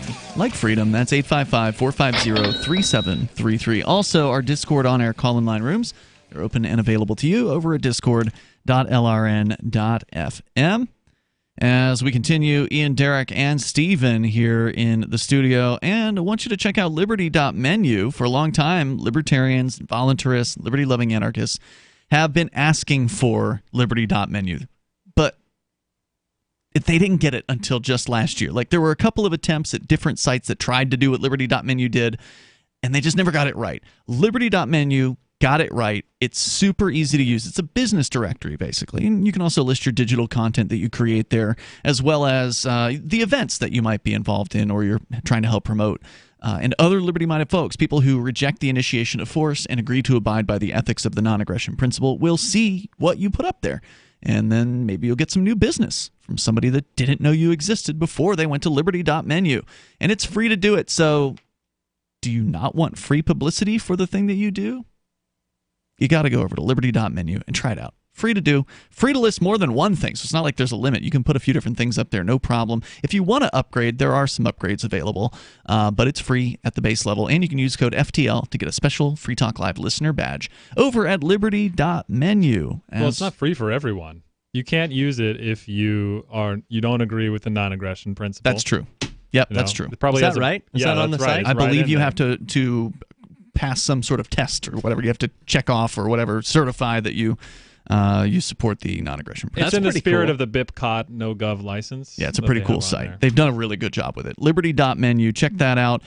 Question in the chat room, the Twitch chat for you, Derrick J, from Rev. He says, what other social media are you on? I've heard of you from the Victimless Crime Spree. Oh, cool. So how can one who is following or listening to this show and is liking what you're saying, how can they follow more from Derrick J. Freeman? TheDerrickJ.com is probably the easiest place to link to. Does that link to you to the Twitter? Yeah, and it's got my Twitter and Facebook and that kind of stuff, and people can connect with me. Are you on Mastodon? No, but I should be. I've been meaning to for Mr. Decentralized. I know. Well, I don't claim to be big, but anyway, it's really cool. Yeah, I've it's a used cool platform. It's neat. good. Yeah, they did a good job. I think I made an account, and I haven't done the work of actually making it nice and good. Like setting it up. There's a server called Liberdon. Yeah, that's the one. one. Which is the libertarian server.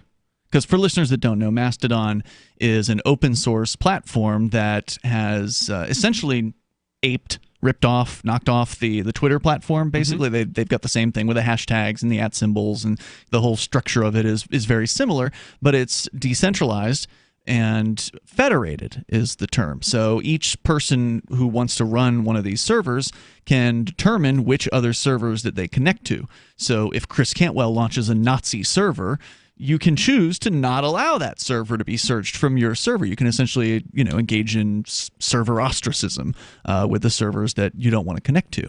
And so that's the way you have control over your server, and you could put whatever rules you want on there. So the default Mastodon server is run by some probably commie socialist types in Germany and France, and they follow all the German and French rules about free speech and all that nonsense. And so you don't want to be there if you care about free speech. You don't want to be on the default server. You want to choose one of the other alternatives. And there are thousands of servers out there with Mastodon. So Mastodon is pretty cool. But really, where I spend most of my time, social media, is probably Twitter. Yeah, I see you on there here and there doing Twitter. I'm retweeting all the time. Derrick J, or what was it, DerrickJ.me? It's Derrick J Me, DerrickJme is my Twitter. No, okay. But what was the website? Oh, TheDerrickJ.com. TheDerrickJ.com. Yeah. Okay, cool. Because I knew you used to have a .me, and so you kind of changed it up. Yeah, it was too hard. People can't do .me. They don't understand it, huh? Come on. No, that's they not. Don't think that's it's not a thing. website at all. That is one of the problems with these creative domain TLDs. It's .com or nothing. That's what I've learned. You might be right about that. Yeah. I've been using memo.cache to post tweets. Mm-hmm. Oh, yeah. It looks just like Twitter. It's like a poor man's Twitter, but it posts everything in the Bitcoin Cash chain so that it's truly uncensorable. Sweet. So if you can, it is censorable. Well, you see, this is the interesting thing. It's different from federated, where you have different servers with different content. Mm-hmm. In this case, everyone has all the content, but you could build a thing that like keeps out some filters stuff. out stuff. Filter, like, yeah. You have that YouTube list of hashes that you were talking about with the bad content that Right. they have. You could filter out the stuff from memo.cache. But if you get a full node of Bitcoin, You got then it all. You got it all, yeah. All right, we can get back into censorship and all that here in a moment. We actually have Ken on the line. He's calling from Alaska, listening in, I believe, Anchorage to KBYR. Hey, Ken. Hello. Hey, welcome. I'm not listening right now. I live in Talkeetna, which is 100 miles north of Anchorage. Okay, because I was going to say, I didn't think that we were live at this time of day on KBYR. So you've listened at other times and you called us while we were live. Very good. What's on your mind tonight? Yes. I listen at like from 1 in the morning until 3, 4. Sweet. Well, I called about the definition of freedom. All right. And I like your guys' show. I really do. Mm-hmm. But the anarchy thing, anarchy is not good. I mean, you can't have a society with anarchy. You don't have civil society. When you have anarchy, you've lost your civil society. I mean, can we agree on that? Well, I'm not an anarchist, so I'm not going to defend anarchy, but I don't know about my two co-hosts tonight, so maybe one of them is. Right. Well, since we're talking about you definitions, and I can get along just. it sounds like we have a different. Just fine, then. I'm sorry. Are Ken. you? Would you define yourself as an anarchist? Yeah, I would. Because, okay. and No, I think would not. No, I'm not asking. I'm sorry, Ken. I was asking Derrick, who's sitting here. Ken, I have I might have a different perception of the word than you, and we might actually agree more than we disagree about what a good society to live in would look like. But I see anarchy in my life all over the place, especially in my relationships. No one tells me how to dress or who to talk to or who I can date. And in that's marriage, freedom more than anarchy. Anarchy is the breakdown of a civil society. That's when you lose your laws. Everything collapses. Yeah. See, I see it differently, because in what we call a law society, like with the government, I see less law there than in a society without a government. There's a sort of natural law to the world. Like, you leave each other alone, you keep your hands to yourself, you don't touch other people's property, they leave you alone, and that sort of thing, right? I totally agree. Yeah.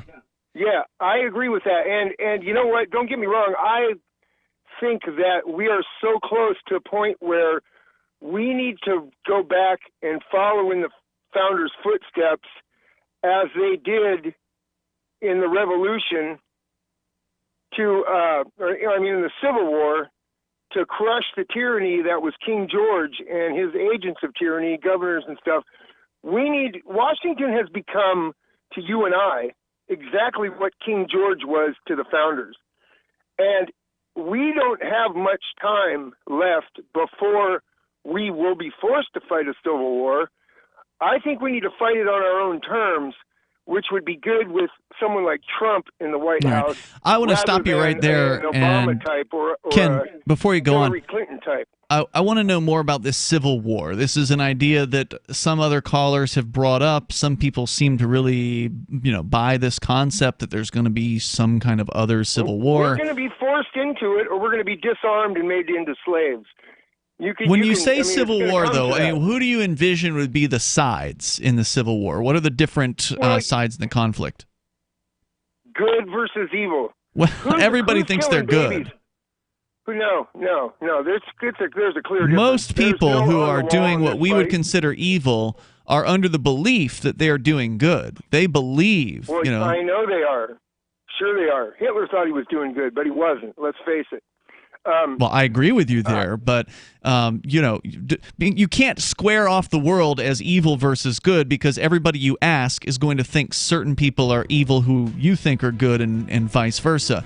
I'd like to explore this a little further with you, though, if you don't mind. So stand by, Ken. We can continue here, because he's hit on this concern with the word anarchy and anarchist, and it's a common concern, Derrick, and this is why some people don't want the label to be applied to them, because there's all these preconceived notions of bomb throwing and danger that surround anarchy. We can continue the discussion. It's Free Talk Live.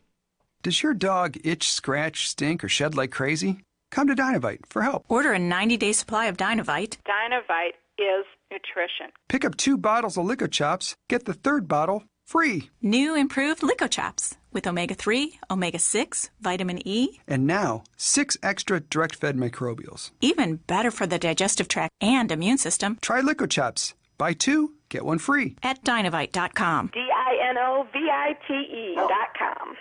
You love Bitcoin. It's the future, right? Well, no, not if everyone stops using it. I mean, think about it. How many places in your town take Bitcoin? 1? None? Let's be real. If this Bitcoin thing is ever going to happen, it's going to need your help. The good news is the guys at AnyPay have your back. We built a website called helpmetakebitcoin.com, and it's a place you can send any business, and they'll be set up to take Bitcoin in 5 minutes. helpmetakebitcoin.com. Looking for that edge during those intimate moments? We see many ads for enhancement, but the side effects include death. At GCN Team, we should change the Healthy Body, Brain, and Heart Pack to the Healthy Libido Pack. The brain and heart are not the only organs that require a healthy vascular system. For proper blood flow at the right moment, go to GCNteam.com or call 877-878-4203. That's 877-878-4203. That's 877-878-4203. Most of you know that heart disease is the #1 silent killer in the U.S. What if I told you for just $54.95 a month you could fight against heart disease naturally? At Heart and Body Extract, we've been helping thousands of people get back to a healthier heart. Don't just take my word for it. Check out all of the success stories at hbextract.com, or to order, call 866-295-5305. That's 866-295-5305. hbextract.com. Don't risk it when you can take charge of it. On Free Talk Live, we're bringing people to the ideas of liberty every day.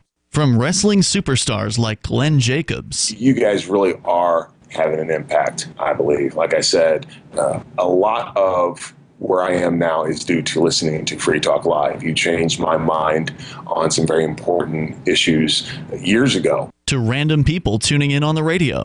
I was kind of stuck in the left-right paradigm. I heard your show by chance on a Saturday night.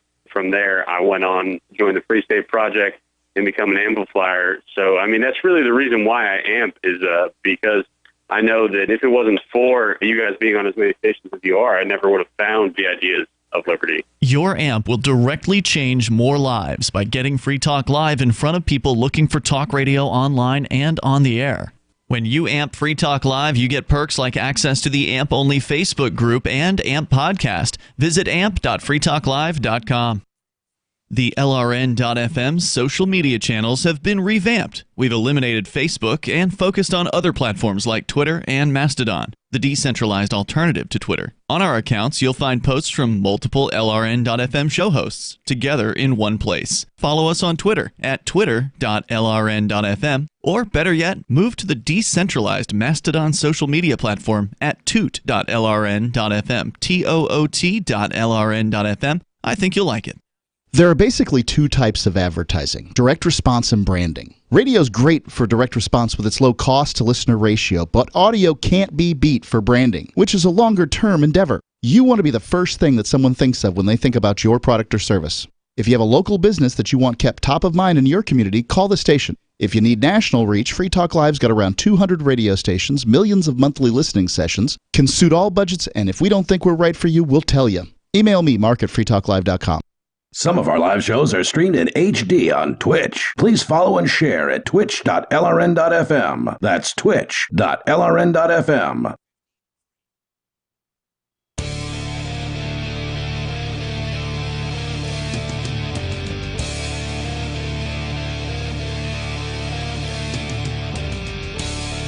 It's Free Talk Live. You dial toll free and join us here. The number's 855-450-FREE like freedom. That's 855-450-3733. We do have the Discord on-air call-in line rooms as well over at discord.lrn.fm.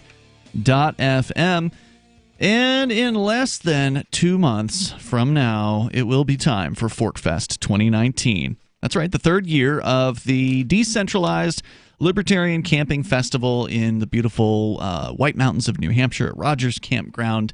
Year number 3. Yeah, I'm excited. I'm looking forward to it. You guys are going to be there again. All week? That's right. Even more this time. That's right. I'm very excited about that. With and a nightclub. Tell me more about that. Oh, my God. It has the greatest sound of anywhere around. We're pretty sure that... Because you had some pretty badass speakers the first year of but I Fork have Fest. like way more now. Oh, my God. And I'm pretty sure it's the best sound anywhere out like north of Boston between here and Montreal. All right. There, Montreal. I believe it. It's cool. So I'm going to be playing loungy, chill music most nights. You DJ. Yeah, I do DJ. That's cool. And then so 1 or 2 of the nights is going to be more dancey. And then on Monday night, of course, is the Pirates Big Gay Somalia Road Building Party. That's a mouthful. Disco, right. So it's going to be a blast. But so wait, is someone going to build a road as well, or is it just the name of the party? Because the Rogers Campground could use some fixing to the roads. I didn't know if that's what you had in mind. Maybe. Doesn't sound like much of a party, though, to build roads. It's a disco. But you changed the name from Big Gay Dance Party because it was called the Big Gay Dance Party, and it was going to be at the Porcupine Freedom Festival, but some things changed.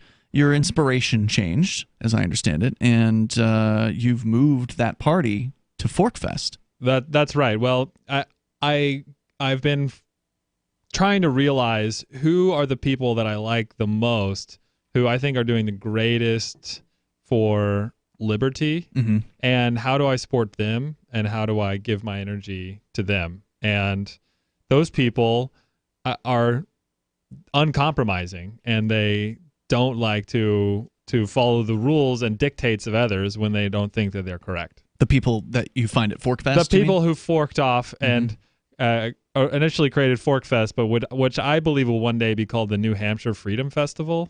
You can start calling it that now. Right. So I like it more, okay. and so I want to give my awesome musical production ability to that. All right, cool. I'm excited because for those that aren't familiar, the Big Gay Dance Party was, I would say, one of the hallmark showpiece events of the Porcupine Freedom Festival for what I believe was 6 years running straight. Everyone was talking about it every day up until it happened. Yeah. As soon as you got there, you're going to be at the Big Gay Dance Party. You're going to be, that was all anyone talked about. It was what everyone was looking forward to. It was a great excuse for people to let loose, have a lot of fun, and it was a relatively safe event, all things considered. It's a big draw, just fun stuff. You got to dress up, look silly, that kind of thing, and have fun dancing. It attracted degenerates, right? The good kind. And there were contests. There was the Miss Porcupole contest as well, and so people would do pole dancing competition, and lots of great pictures, and even I think Vice came out one year and actually wrote an article about the Big Gay Dance Party. And I know that you used to host a show on LRN.FM called Prometheus Unchained, and then it became Flaming Freedom. Right. And there was 1 year where Buzz, who was the original founder of the Big Gay Dance Party, she had to take some time off, and so she couldn't host it. Oh, and yeah, so there was you a guys Flaming threw it. Freedom. Yeah. Through the Big Gay Dance Party one year. So people thought it was so important they wanted to continue the party, even though the original founder wasn't there that 1 year. And then she came back and kind of took the torch back, and it retired. I think the last year was 2015. So it's been not quite half a decade, but it's been a few years since there's been one of these things. Well, it is so important that someone who knows how to throw a big gay party does it for the libertarians in New Hampshire. But it's also important to do that at Fork Fest. Yes. Because we want to bring all the great energy to Fork Fest, of course. Forkfest.party. So now the Big Gay Dance Party, or whatever the longer Big term Gay was, Dance Party. That's going to be the sort of the, I guess, the apex or the end. It'll be the final night, probably the biggest night of Fork Fest. Usually the last night's the biggest night. So that'll be the big thing to do on the last night of Fork Fest. Very cool. And I know Jay Noon made a comment in the Fork Fest chat room that he's super excited because he got married at Fork Fest last year. So this is his 1 year wedding anniversary, and he's going to be celebrating it at the Big Gay Dance Party with his wife of 1 year. One thing, Jay, and I know that you're listening, the dress code is spectacular. So dress spectacular. Not just for Jay, it's for everyone. It is for everyone. Yes. Uh-oh. I don't know if I have spectacular. I'll have to figure that one out. You've got time. Forkfest.party. You can go to learn more about the event there. It is a decentralized event, so call it what you want. In fact, it was originally called Somalia Fest. Yeah. In its first year.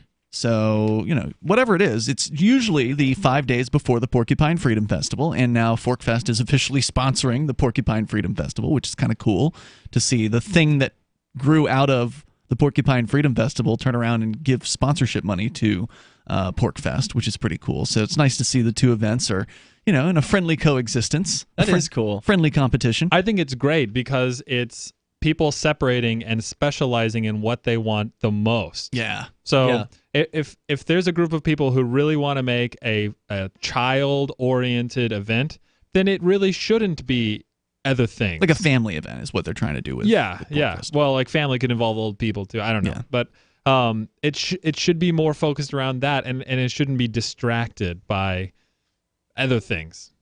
Crazies. Crazies. But I want crazies. Right. Yeah, we like crazies. They like to change and disrupt things more, and people who change and disrupt should be able to do that. And people who want to keep things conservative are good too. They're libertarians, right? Now, as long as you look, what was it, fabulous, or what was the dress code? Sorry, it wasn't fabulous. Spectacular. That's different than fabulous. That's right. Yes. Spectacular. As long as you're spectacular, you can get in. Whereas before, and you have to have a Bitcoin Cash address. We have a new app that scans, and if it's not a Bitcoin Cash address, you don't get in. But this is a real thing. So wait, you have to have a wallet to receive Bitcoin Cash? You just have to have an address. If you don't have a Bitcoin Cash wallet, then you can't get in. So you're not paying Bitcoin Cash to get in. You might even get Bitcoin Cash because now we have your address. Door prizes. But you have to be cool enough to get in, and that means you have a Bitcoin Cash address. Okay. That makes you cool enough. Well, unless you have the GIF. What is that? What? Well, we make special GIFs for our party. They circulate around on the internet. Okay. So if you have the GIF, then you can get in. That gets you in. Extra special. If you don't have a Bitcoin Cash address. Yeah, that trumps all. Yeah, the GIF. It's good. Forkfest.party. So the other nice thing is you don't have to buy a ticket because there's no ticket to Forkfest. It would have been that someone would have had to have had a ticket to the Porcupine Freedom Festival if they wanted to attend the Big Gay Dance Party. Now, as long as you're spectacular and have a Bitcoin Cash address, you can get in. That's the other thing. I really wanted the people who work at PorcFest to be able to attend the party, but if they're working, they can't party. Go. So if it happens the day before PorcFest starts, then all the organizers and everyone else can let loose and really go crazy, without having any responsibilities. It's the best of all the possible worlds. Yeah. So, nice job, guys. Thanks for putting that during ForkFest. Again, these are some of the things that are going on. Jay Noon's got Man Camp that he's doing. There's going to be at least a couple of food vendors that I understand are going to be there throughout pretty much all of ForkFest this year. It's growing. It is. It's definitely growing, and it's growing in whatever way it wants to because there's nobody who's in charge. There's no board of directors. And by the way, in case people were wondering, I have not been ignoring our caller because he dropped off the line, unfortunately, because I really wanted to continue that conversation.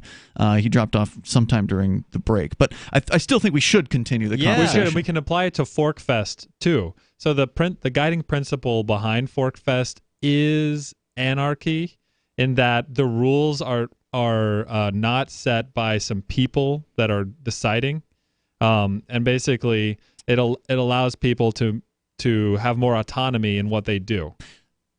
From one perspective, I could see how you could say that, but it is still happening on private property, and ultimately the campground does have some set of rules. That's right. So I see anarchy as a spectrum where on one end you have less people deciding what the rules are and more like natural rules that you can kind of derive from physics. And then on the other end you have a lot of people deciding rules for other people.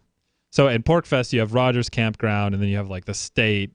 And then you have the organizers of PorcFest, and then you have the volunteers who have granted themselves powers that will come tell you what to do. And so it's a little bit like the Stanford prison experiment when you put these people in positions of authority and they can boss people around. Like it. They start doing car searches for Chris Cantwell. That was a few years ago. Very bizarre. Very bizarre. You see what happens when you allow people to grant themselves rule power over others. If no one at ForkFest can grant any additional rules to themselves. That's true. Beyond whatever the campground has, essentially. And they're pretty laid back, from what I can tell. The toll-free number here is 855-450-FREE. That's 855-450-3733. We got a whole hour to go. Plenty of time for you, your calls and thoughts. And we can continue the whole anarchy, fear-based discussion that was happening earlier. Is anarchy civil? It's Free Talk Live. Pain in my neck, back, and shoulders has really gotten worse. Relief for body pain is here with Sunny Bay heating pads. Well, the last thing I want is to take another pill, so what's so good about Sunny Bay heating pads? Sunny Bay heating pads, made by Biomed DB Design right here in the USA, come in all sizes. Our extra large microwavable heating pad for back pain is designed to be large enough to cover your entire back. It's also perfect to wrap around your legs, knees, or shoulder and neck. But I need to know they're good quality. Of course, Sunny Bay heating pads and pillows are often an Amazon choice, and it's easy and most affordable when you purchase your Sunny Bay heating pads right from our website, sunshinepillows.com, or call us 253-678-1361. Hey, a Sunny Bay heating pad would make a great gift, right? Yes, and they start at just $19.99 and free shipping is available. So call 253-678-1361 or shop for your Sunny Bay heating pad at sunshinepillows.com. What do you shop for that you could otherwise buy at Amazon? Pretty much everything, right? Amazon has competitive pricing and they deliver, and that's a big plus. If you could plan ahead in your shopping, would you be interested in saving up to 33%? There's a catch. You have to do your shopping in Bitcoin. But imagine those savings. It's like a huge raise. All you have to do is go to saveitpurse.com. We've saved thousands, and you can too. Plan ahead and save. Saveitpurse.com.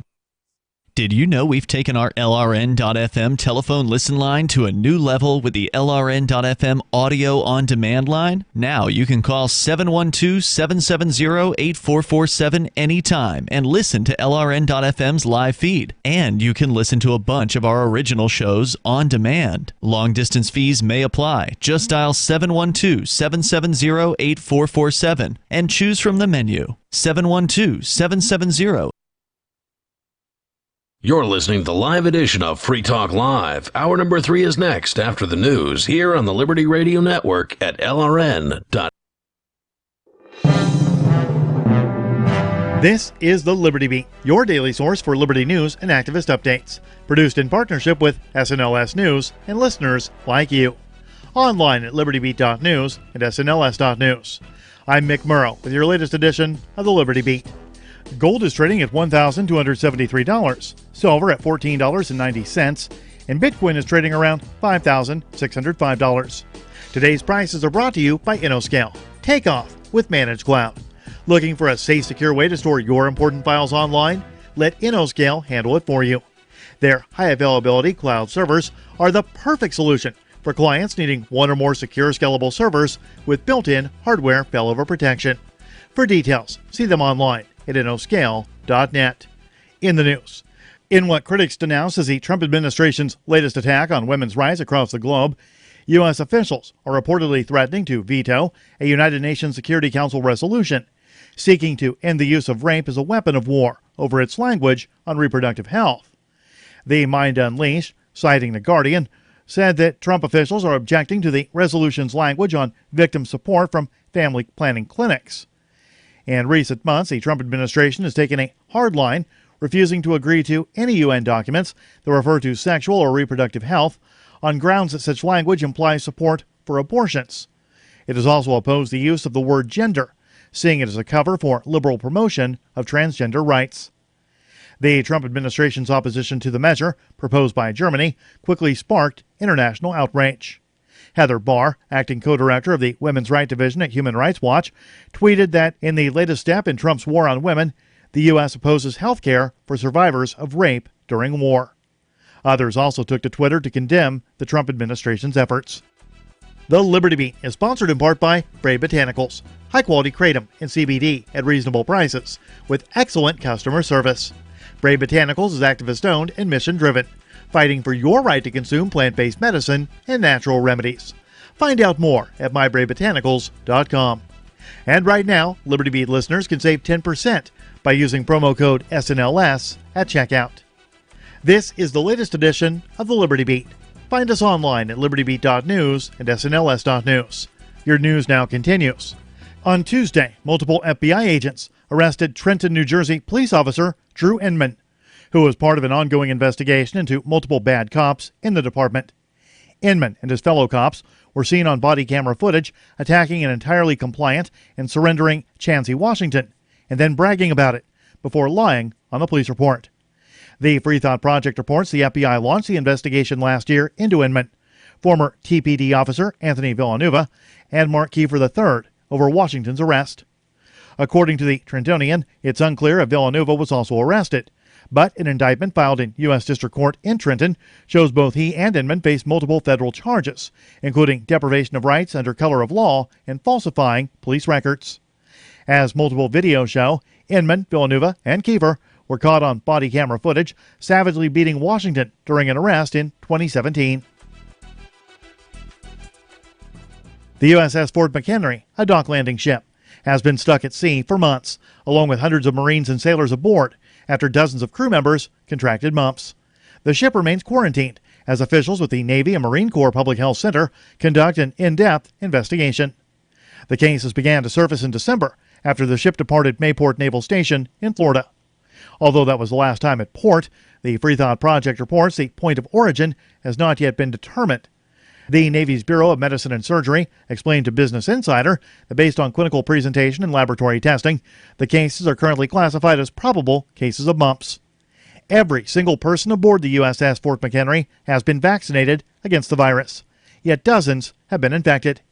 Even after more booster vaccines were administered, more cases of the vaccine-preventable virus appeared. Support for the Liberty Beat comes from the Conscious Resistance Network, featuring videos, news reports, and articles from a spiritual anarchist perspective. Experience the Conscious Resistance at theconsciousresistance.com. How would you like to have your business featured on the Liberty Beat? You can. Just send an email to libertybeat@snls.news for details. This is the Liberty Beat, produced in partnership with SNLS News and listeners like you. The Liberty Beat is online at libertybeat.news and snls.news. I'm Mick Murrow, reporting for the Liberty Beat, reminding you, spread liberty with a smile. If he looks different than the other students on this college campus, it's because he's only 13 years old. But the amazing young Tyler is already consuming alcohol on the level of someone twice his age, and his talents have gotten him accepted at Ohio State University. We are lucky to be joined today by the little prodigy himself, along with Tyler's parents, Jack and Christine. Good morning, guys. Thanks for having us. Tyler, most kids your age are in middle school and probably think that alcohol doesn't taste good, but not you. Yeah, I like to drink liquor or beer or whatever. There's way more beer at college than at my house. I'll bet there is. Your professors and classmates, everyone there at OSU says you just fit right in. You must have a lot of new friends. Yeah, I'm just like everybody else. I go to class, I show up wasted, I leave early. Wow. So many impressive moments. You're active in a fraternity, you've streaked at 4 baseball games, you've broken an arm falling off a house, you've even made the wall of shame at O'Hooligans. That night was stupid crazy. That was a special day. This is the Onion News Network.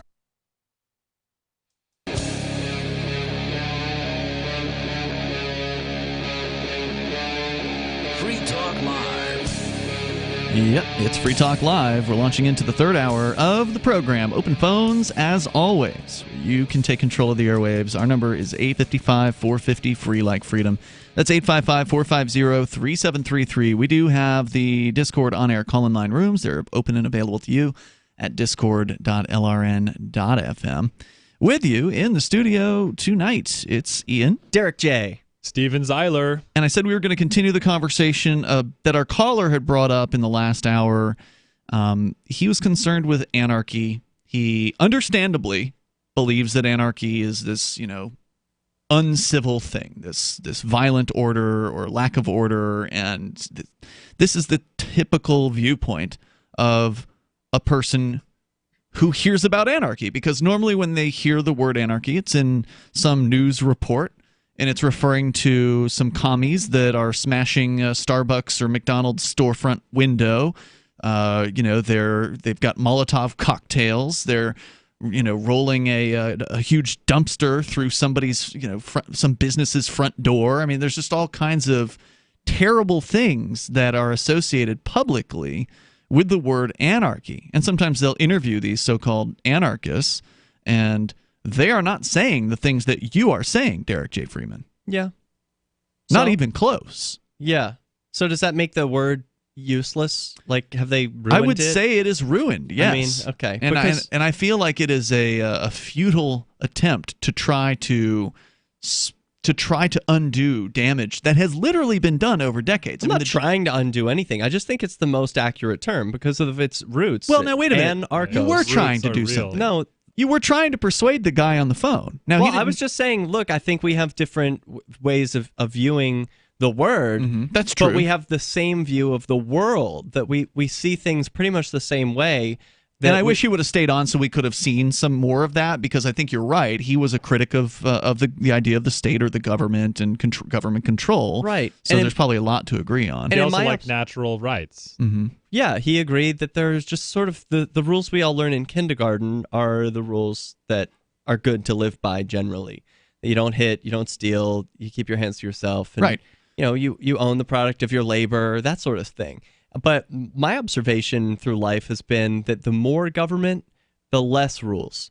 For example, government people, they claim there are all these rules, and I have to follow them, but they don't. And that makes for a really unpredictable, chaotic society. Like, the more rules there are in the tax code, for example, the more complicated and impossible it is to follow them. And the more criminal people become, but not through any fault of doing anything actually dangerous, just through the fault of not being able to follow all these convoluted rules. So, well, if it doesn't apply to everyone, if it's not the same, then it's not a rule at all. Yeah. Yeah, so that's my point, and that's what I try and bring up. When people talk about anarchists this or that, it's just that anarchos, archos, rulers, no rulers. So no one rules over me. I own my own life. I'm responsible for my actions and the product of my actions. If I hurt somebody, I have to make it right, And I think everyone pretty much agrees to that. It's a basic way everyone views life. The definition of civil, he was bringing up the idea of, civil society is what he wants, and he thought anarchy was the opposite of civil. He thought that, anarchy was essentially chaos, but the definition of civil is different. Like, there are some pretty wide different definitions. Like, the main definitions, if you go to dictionary.com, all have to do with the state, basically, of relating to or consisting of citizens. Yeah. The citizenship is a idea that is, inherent to the state. Of definition 2, of the commonwealth or state. 3, of citizens in their ordinary capacity, as distinguished from military, for instance. Of number 4, of the citizen as an individual. 5, befitting a citizen. 6, of or in a condition of social order or organized government, as in civilized. And then finally, the one that I think he meant when he said civil is number 7 here, adhering to the norms of polite social intercourse, not deficient in common courtesy. Yeah, when people are like, be civil, they're not talking about be like a citizen. Or be a government. They're saying be nice. Be kind. Nice, yeah. Be generous, be kind, be nice to one another.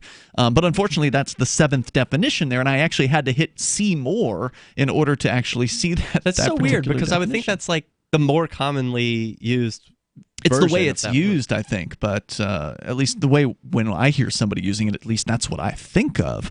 But I think your point was that the government is anything but civil. As far as, I mean, when they throw people in cages for having a pot in their pockets, or or for any kind of not paying enough child support or something, they throw people in cages for this. And then, what does the U.S. have the highest prison population in the world, more than all of the other countries combined? Is it more than all of them combined? Yeah, and it only has 5% of the world's population, yet 25% of the world's prison population. Yeah. That's not civil. Putting people in a prison cell for not harming another person is not a kind thing or a caring or neighborly thing to do to another person. Yeah, so I would say, Ken, if you're still out there listening, or anyone else who thinks that the word anarchy is bad, think about, do you like more government or less? And I'm saying less is better.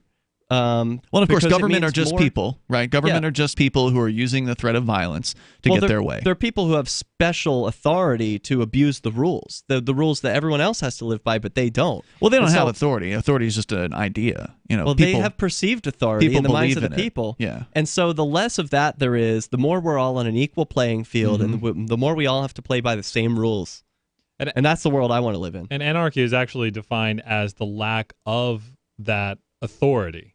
So when less people have authority over others, that is more anarchic. If you want to join the discussion, you can. In fact, we have Tom on the line in Detroit, listening online at freetalklive.com. Hello, Tom. Hey, guys. Hey. Glad to talk to you tonight. Yes, sir.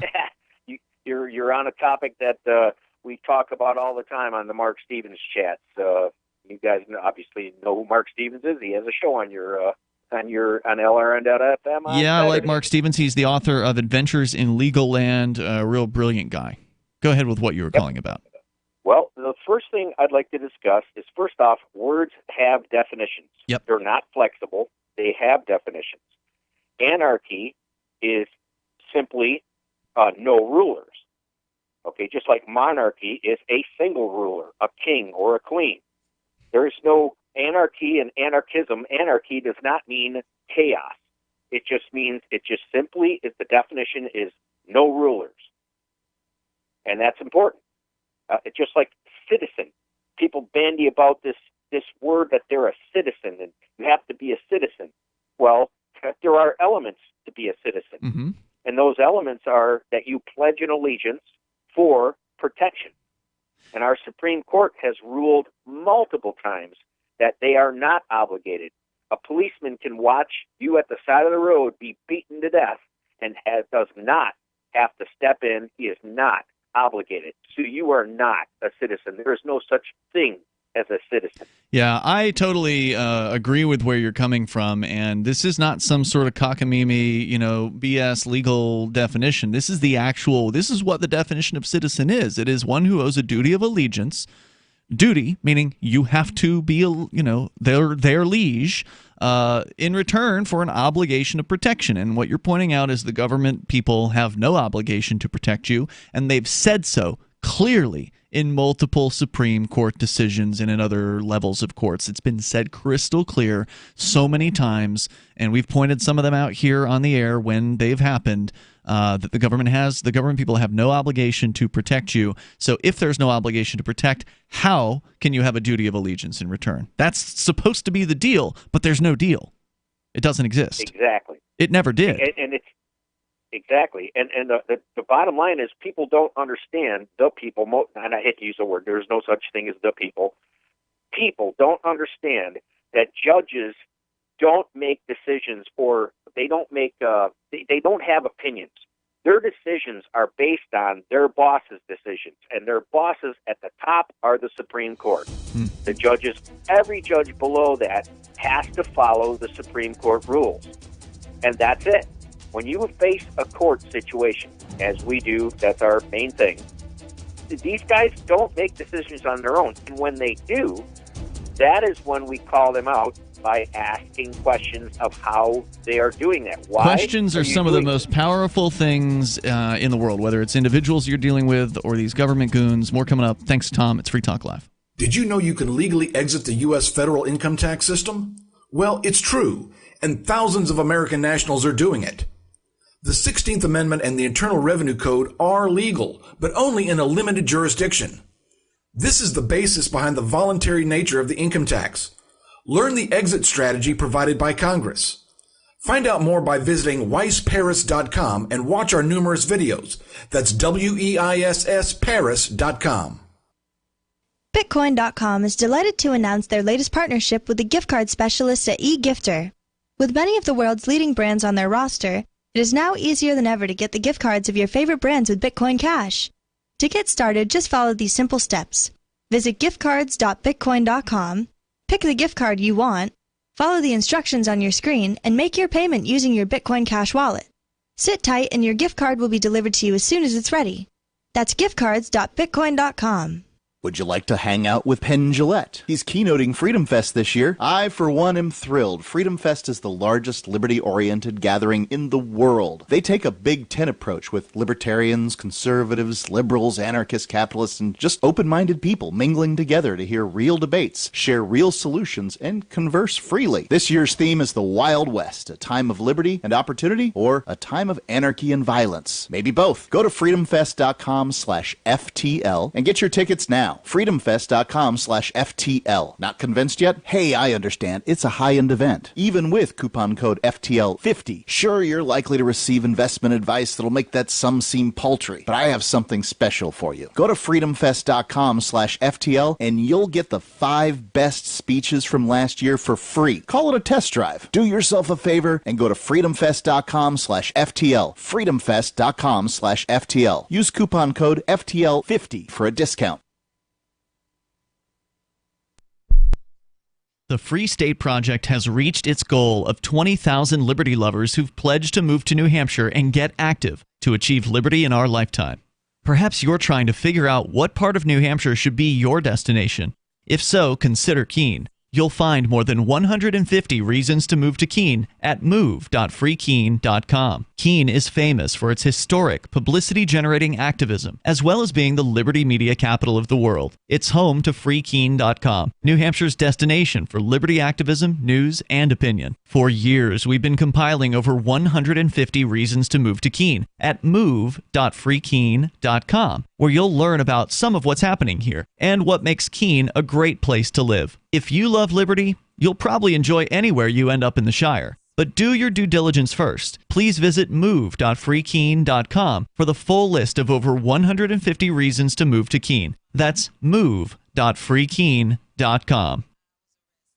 If you want to know the latest about Free Talk Live before we go on the air, all you need to decide is how you want it delivered. It's your choice. Visit news.freetalklive.com. You can get emailed announcements and participate in contests via our email updates list. Plus, we have a Twitter account that you can follow and a Facebook page where you can become a fan. So visit news.freetalklive.com to get news about Free Talk Live as soon as it's announced and the way you want it delivered at news.freetalklive.com. That's news.freetalklive.com.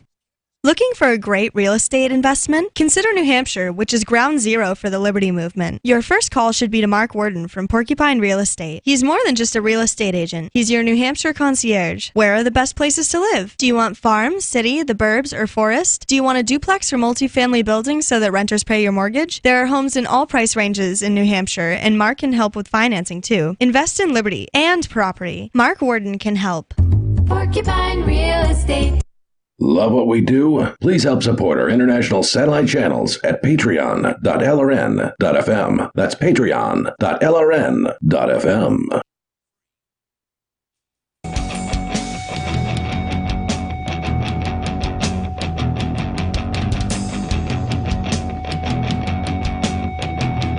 Hey, it's Free Talk Live. Dial in toll free and take control of the airwaves. Our number is 855-450, free like freedom.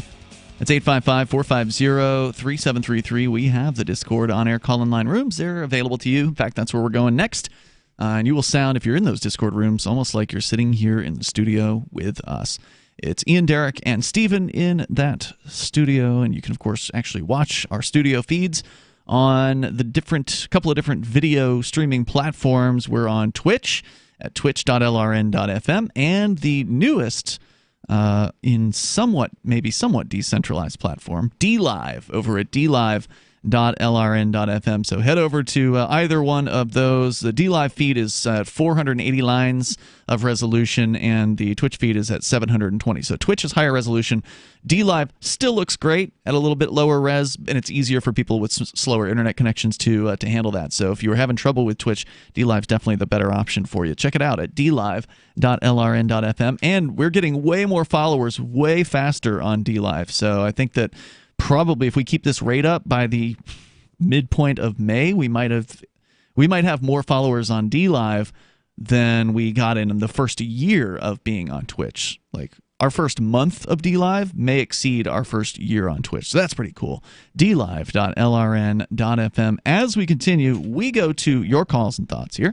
Vaginitarian is on the line on our Discord call-in lines. Hello there. Hi, guys. How are you doing? Hey, where are you calling from? Virginia? Not today. I'm from Florida. Oh, okay. Well, welcome. Yeah. Thank you. I'm calling to talk about anarchy and Derrick J's definition of it, sure, which I know is impossible for libertarians to agree on. But before we delve into it, is it safe to say that everybody would agree that anarchy means a lack of rule? Yeah, I don't think anyone disagreed on Derrick J's definition of anarchy. I mean, lack I of would rulers. disagree on that. No, she said a lack of rule. So it's specifically a lack of rulers, as in other people ruling over you. Mm-hmm. Yeah. Because there's rules in the world like gravity, right? And there's also ethical rules that can be more logically or axiomatically derived than like, oh, because this guy said so. Good point. That's fair. I think lack of ruler, though, I would have to agree with Ian, because I think this is where it gets tricky, is that people do immediately balk when they hear the word anarchy. They certainly don't like the label. And I think most people don't believe that there's a possibility that we could ever exist without a ruler, even if we feel like we're self-ruled or that we can be fully autonomous. I think the possibility it just doesn't exist, and I think that's why people fully they resist when they hear the word anarchy. They don't like the label. Because it's just got all this baggage that's with it. So it's not that I was disagreeing with Derrick's definition. I fully agree with that definition of anarchy. That's the one I like. I'm sure if you asked an anarcho-communist what their definition, they might have a different definition of it, and one that we probably wouldn't like that much. And that's one of the problems with anarchy, is you've got these two distinct groups that are not really friends, that argue over what the thing means, and it has all this baggage. So for me, I like to define, if I'm going to define myself as something, I want to define myself as what I'm in favor of, not what I'm against. There's nothing inherently wrong with defining yourself by what you're against. You can be anti-war. You can also be pro-peace. You can be anti-rulers.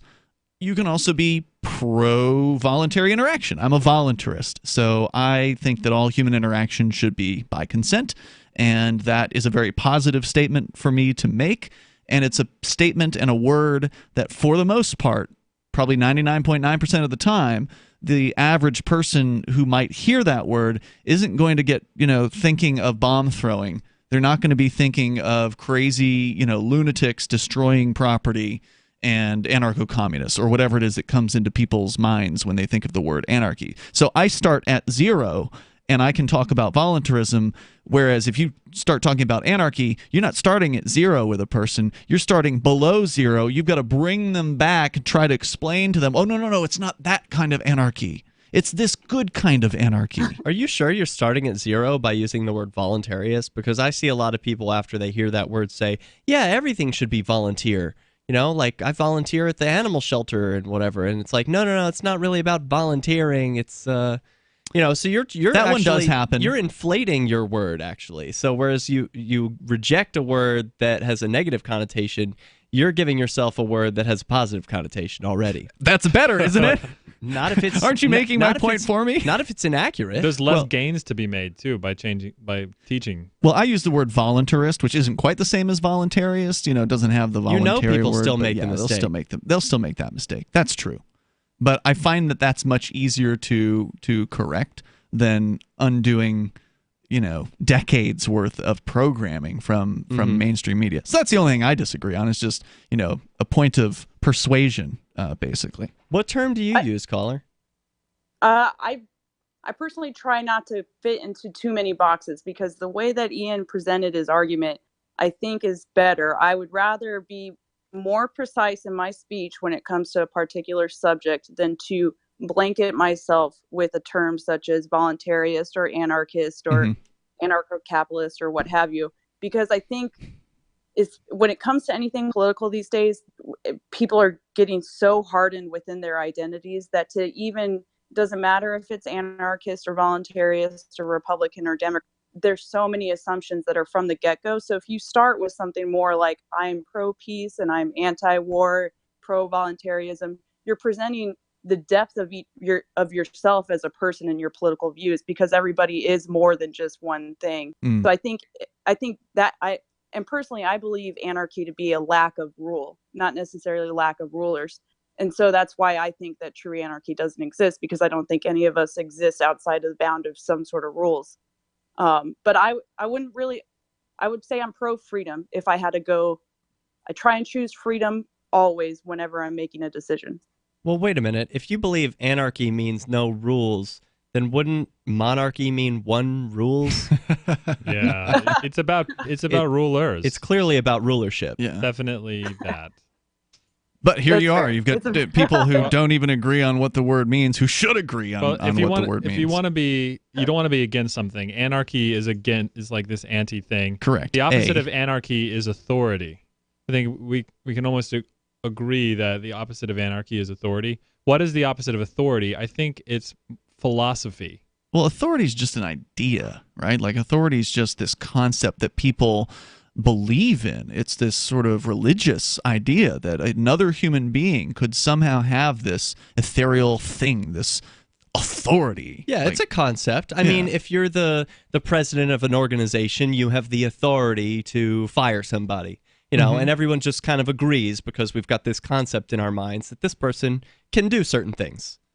So sure. What, you know, it's in not the case a religion. in the case of the company, you know, you could argue that, well, the person has joined that company, so they have agreed to follow the rules of this person who is in charge, whereas none of us joined the government. I mean, at least none of us in this room, I don't think. No. Right? Well, you didn't sign the social contract? No, I missed that one. Did you? Oh, you know, they brought it around at the hospital. Right. You know? Put your little baby print on there, your little palm print. Hey, thanks for the call, Vaginitarian. I appreciate hearing from you. We continue. Your calls and thoughts, welcome.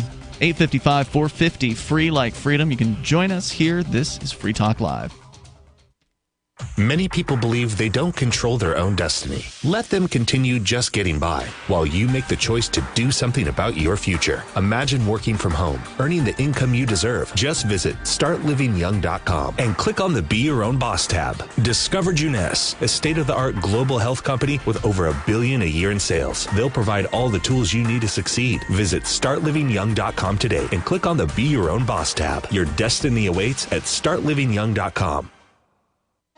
Fellow Patriots, my name is Todd Savage, founder of BlackRifleRealEstate.com. Like you, I was a prisoner of the alt-left sanctuary state, until one day I chose to lead my family to freedom. Today we live on a sustainable 20-acre homestead where we shoot, hunt, garden, and homeschool our children without the tyranny of the nanny state looking over us. If you're ready to flee the city to the freedom of Idaho or Montana, our Black Rifle Real Estate team is here to help. Go to BlackRifleRealEstate.com. That's BlackRifleRealEstate.com. This is Michael Dean from the Freedom Fiends. I've run websites since 1996 and have used over a dozen web hosts in that time. AgoristHosting.com is the only one that hasn't broken my heart.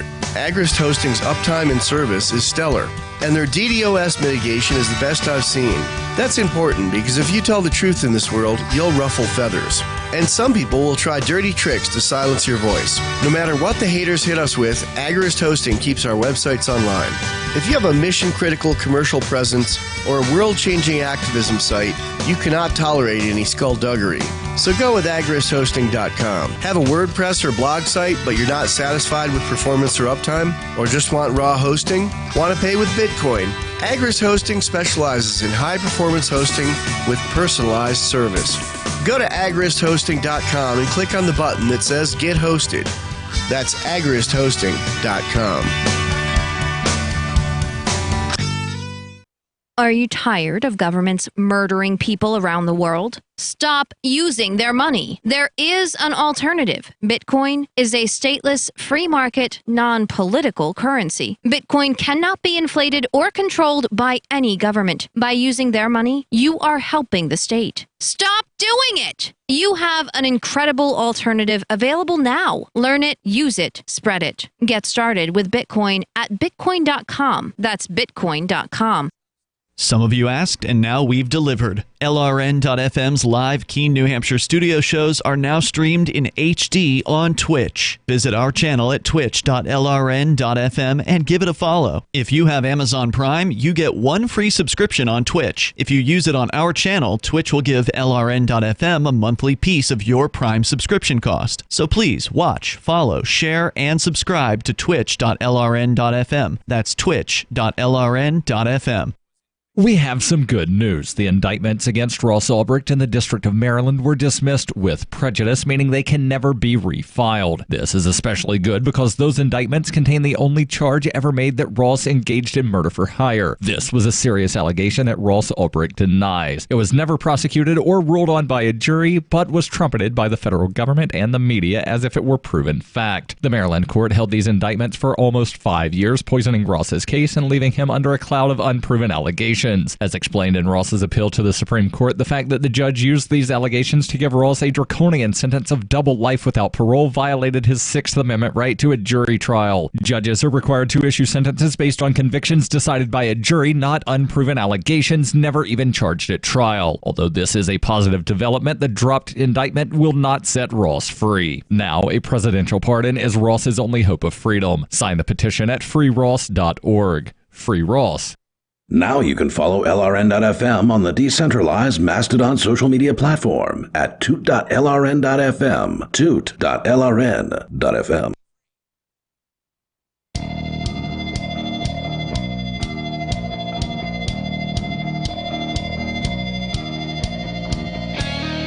It is Free Talk Live. Just dial on in here toll free and bring up anything that you want. Our number is 855-450-FREE like freedom. That's 855-450-3733.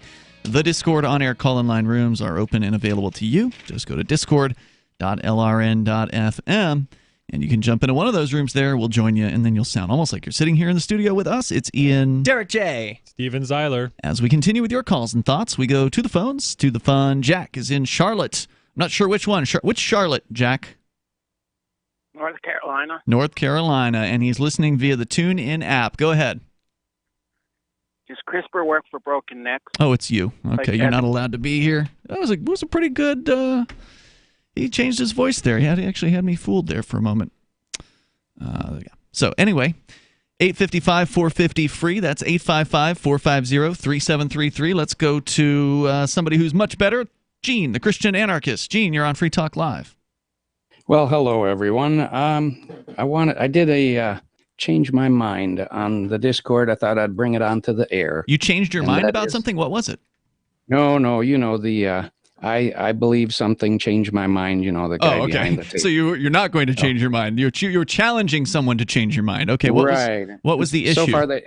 So far nobody's changed my mind, and I've had this issue. I've had this point of view for a long time, and that is that we already live in anarchy. Change my mind. Ooh. Now, the reason I say this is because there's the two-pronged attack that you can use to attack the authority of government. Number one is delegation of authorities, and I'm not going to go into that real in depth, but everybody gets their authority delegated but from somebody above them, and if you follow the chain of command, you eventually wind up with the top guy, and you say who delegated his authority, and there's where the whole thing falls apart.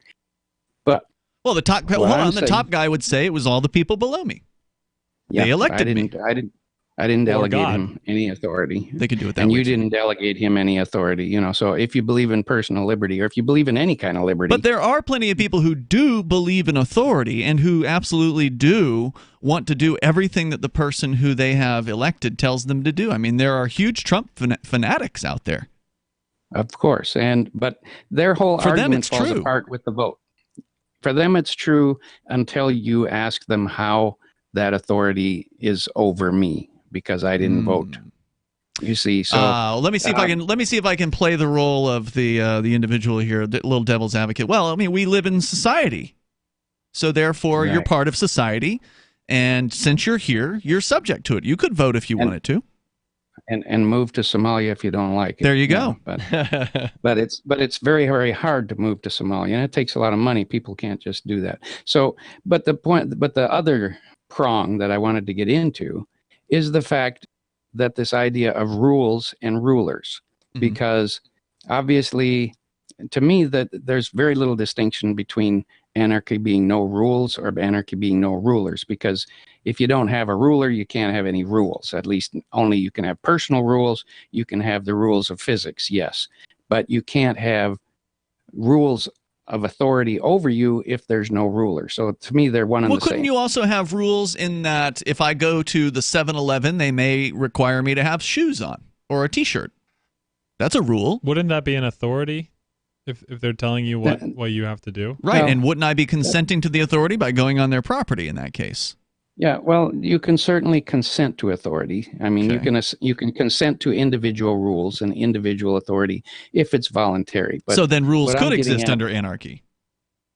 Yes, of course. I have personal rules. Everyone has personal rules, but I'm talking about rules written by a ruler, somebody who has Yeah. authority over you. But the second prong attack that I have, proving that we live in anarchy, is because the rules that the supposed rulers write, they don't follow. Right. That's what Derrick pointed out earlier. I can cite CIA, FBI, Guantanamo Bay. How about the judges, the drunk judges that I think David in New Mexico's called about? Yeah. Irwin Schiff, he was a personal friend of mine. I mean, not a close friend, but I knew him. And Rest in that peace. that is an example that you can throw in somebody's face. Where are the rules? Because he was not allowed to put on a defense. So you can point to example after example after example that the people that write the rules don't follow them. So what we have is the big scare of anarchy is warlords. We currently live in under warlords. We have lived under warlords for 8,000 years. This is not new. Warlords who can do a heck of a lot more damage than the warlords that people are afraid of, right? Like the warlords people are afraid of are the ones that just barely have enough men to, take over a few key choke point roads and demand money from people who want to pass through. Like that's, it's unusual for a warlord to get much bigger than that. But the warlords we have now are, call themselves governments and literally go to war and cause all manner of destruction. Correct. And these warlords that we have all over the world, and not just the U.S. government warlords, but North Korean warlords, Chinese warlords, Iraq warlords, they all will whack. I mean, that any of them can whack anybody they want. And if somebody under them whacks them, then they become the new warlord, you see. So there are no rules. They don't follow rules. They only scare people into thinking there are rules. And that there no are rules. rulers. So the best way to totally dismantle the whole concept is to acknowledge that there are no rulers and there are no rules, and then you don't even have to debate it. The whole thing will fall down like the little man behind the curtain in The Wizard of Oz when the people see that all there is some little guy pulling levers and there is no real authority. As soon as that becomes apparent, the whole thing comes crashing down. And that's what I try to do, is I try to educate people that there is no authority and there are no rulers. All there are guys with guns trying to make you do stuff. That's the bottom line. There are people who are more intelligent and capable, and in a lot of ways, those people have authority because people trust them. Well, if you gain trust, if you gain trust individually through business transactions or personal interactions, gaining trust is a good thing.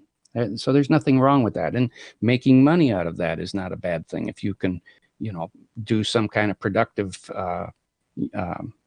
activity that people will pay you for, that's a good thing. And all of those things occur naturally without these people, these warlords, telling us what to do with our lives. And I love your perspective on this. I'm curious to know, Derrick, what do you think as the one of the advocates for defining anarchy earlier? Do we live in anarchy right now? Absolutely, yeah. And that I think is provable because above states, who's above them? They're the ultimate rulers, right? These countries, but they don't have any rulers. They live in anarchy. They are making deals with each other. They're making secret backroom agreements, and no one is there to hold them to it. There's no higher court. What are you going to do? Vote? Yeah. So they live in anarchy. And if they live in anarchy and they're at the top, then we definitely live in anarchy. So it's all just an illusion, basically. Yeah. Definitely the most useful way to organize your own affairs is to treat everything as if there aren't rules and that there is anarchy, because that's really how it is. Like you may think there's rules, but then something may change and those rules are out. And now there's new rules. And every society throughout history has collapsed when the people challenged them. When the people said, "Why do you have this ability to tell me what to do?" When the people woke up, that was the end of every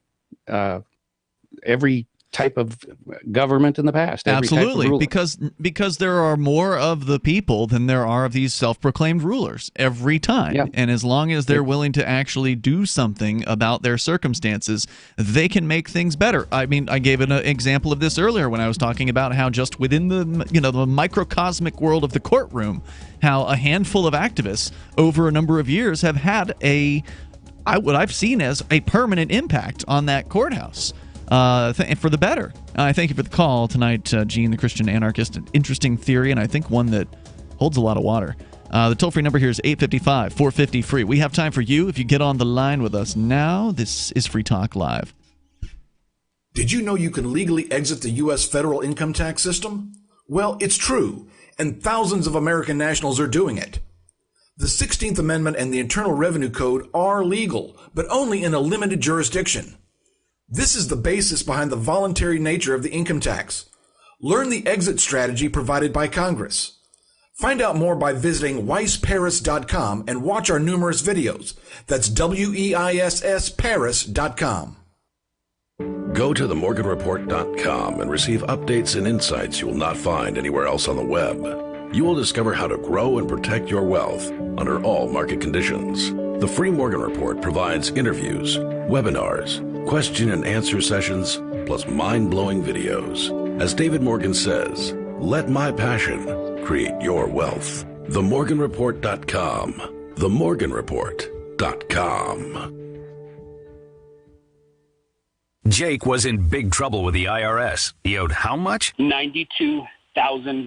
Ouch. The IRS left no room for Jake to breathe. They put a lien on my house, took all the money out of my bank account, took money out of my paychecks. So it was a nightmare. He needed help fast. I figured that all these companies were the same until I called Federal Tax Management. You could just tell they knew what they were talking about. Right then and there, I felt like I had some hope. Stop the liens, levies, and garnishments fast and qualify for one of several special IRS programs that could reduce or even eliminate your tax debt. So, how'd it go for Jake? They did what they said they would do. They came through for me. I ended up saving an unbelievable amount. I was so jazzed. I was extremely happy. If you owe more than $10,000 in back taxes, take Jake's advice. Give Federal Tax Management a phone call. If they help me, they can help anybody. Call the Federal Tax Management Hotline now. 800-503-8625. 800-503-8625. 800-503-8625. Is spreading the message of liberty, cryptocurrency, and peace around the globe worth $2 per month to you? As you may already know, in addition to our internet feed, LRN.FM broadcasts on free-to-air satellite across North and Central America, as well as Sub-Saharan Africa. And we've been available on satellite for free 24/7 since 2010. The LRN.FM free-to-air satellite signal is reaching some of the most oppressive regimes in the world, and there's no doubt our ideas are making an impact. You can learn more about the channel's impact by watching the 3-minute video at fund.lrn.fm. If you'd like to help free minds globally with our ideas of liberty, cryptocurrency, and peace, you can donate as little as $2 per month via fund.lrn.fm. You can help us continue and expand our satellite broadcast to multiple continents. Visit fund.lrn.fm today, and thank you for your help. Don't forget to share the link on social media. That's fund.lrn.fm.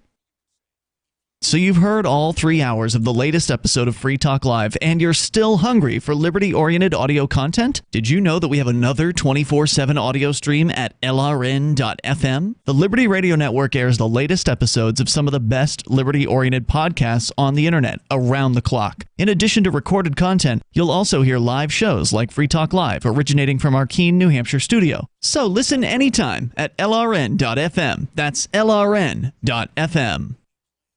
So you've signed the Shire Society Declaration and are planning your move to New Hampshire to be around more liberty-oriented people. Next, sign up for the Shire Society Forum at forum.shiresociety.com. There are a bunch of people there who are already in the Shire, and they want to meet you. If you're already in the Shire physically, you should also come by the forums. Remember, not everyone uses Facebook. New people are signing up for the Shire Society Forum every month, so drop in and say hello at forum.shiresociety. This is the Liberty Radio Network, broadcasting the latest liberty-oriented audio content 24 hours a day at LRN.FM.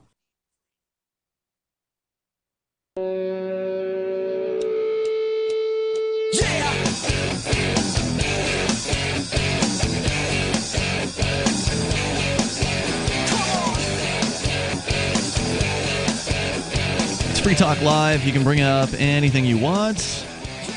Dial in toll free. Here, our number is 855-450-FREE. That's 855-450-3733. We do have the Discord on-air call-in line rooms.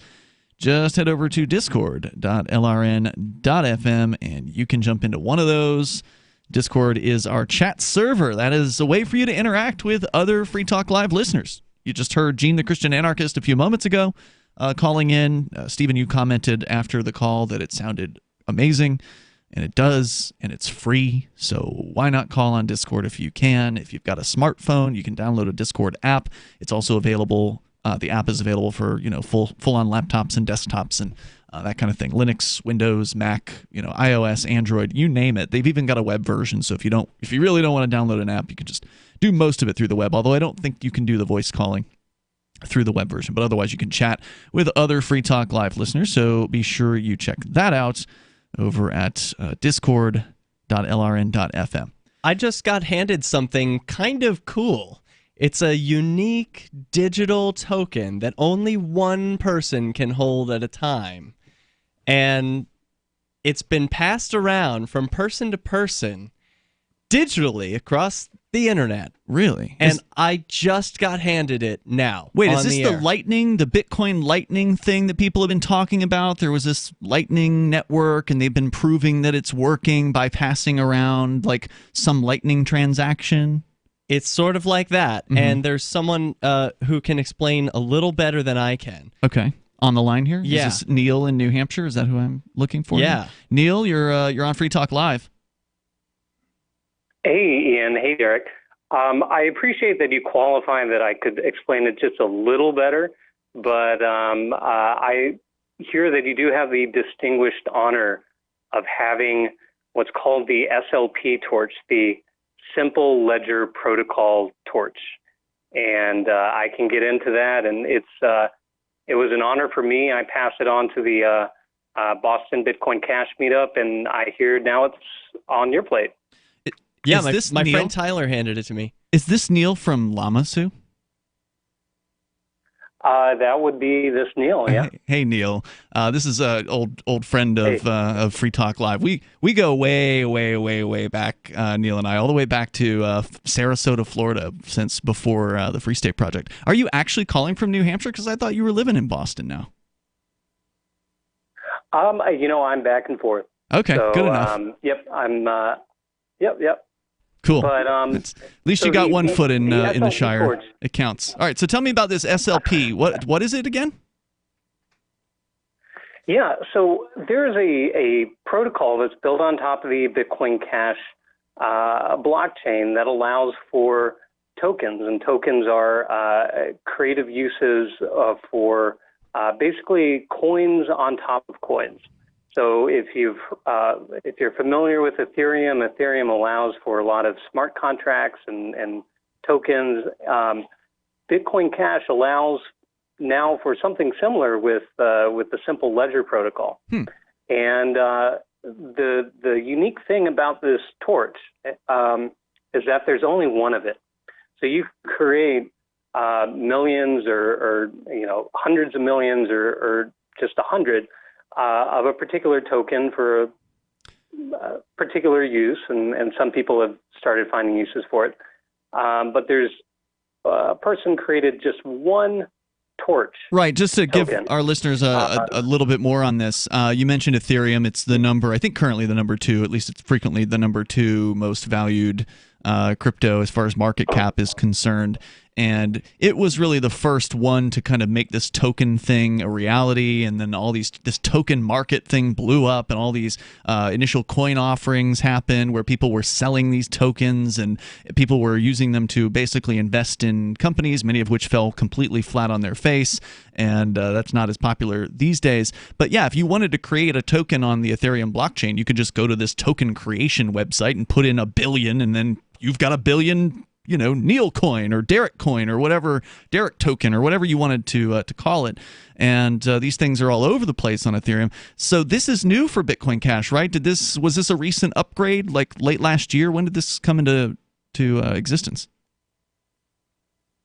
I've only really seen it come to fruition about this year. There's another popular one called Spice Tokens, I think, based off a news media site that covers a lot of Bitcoin Cash stuff. Mm-hmm.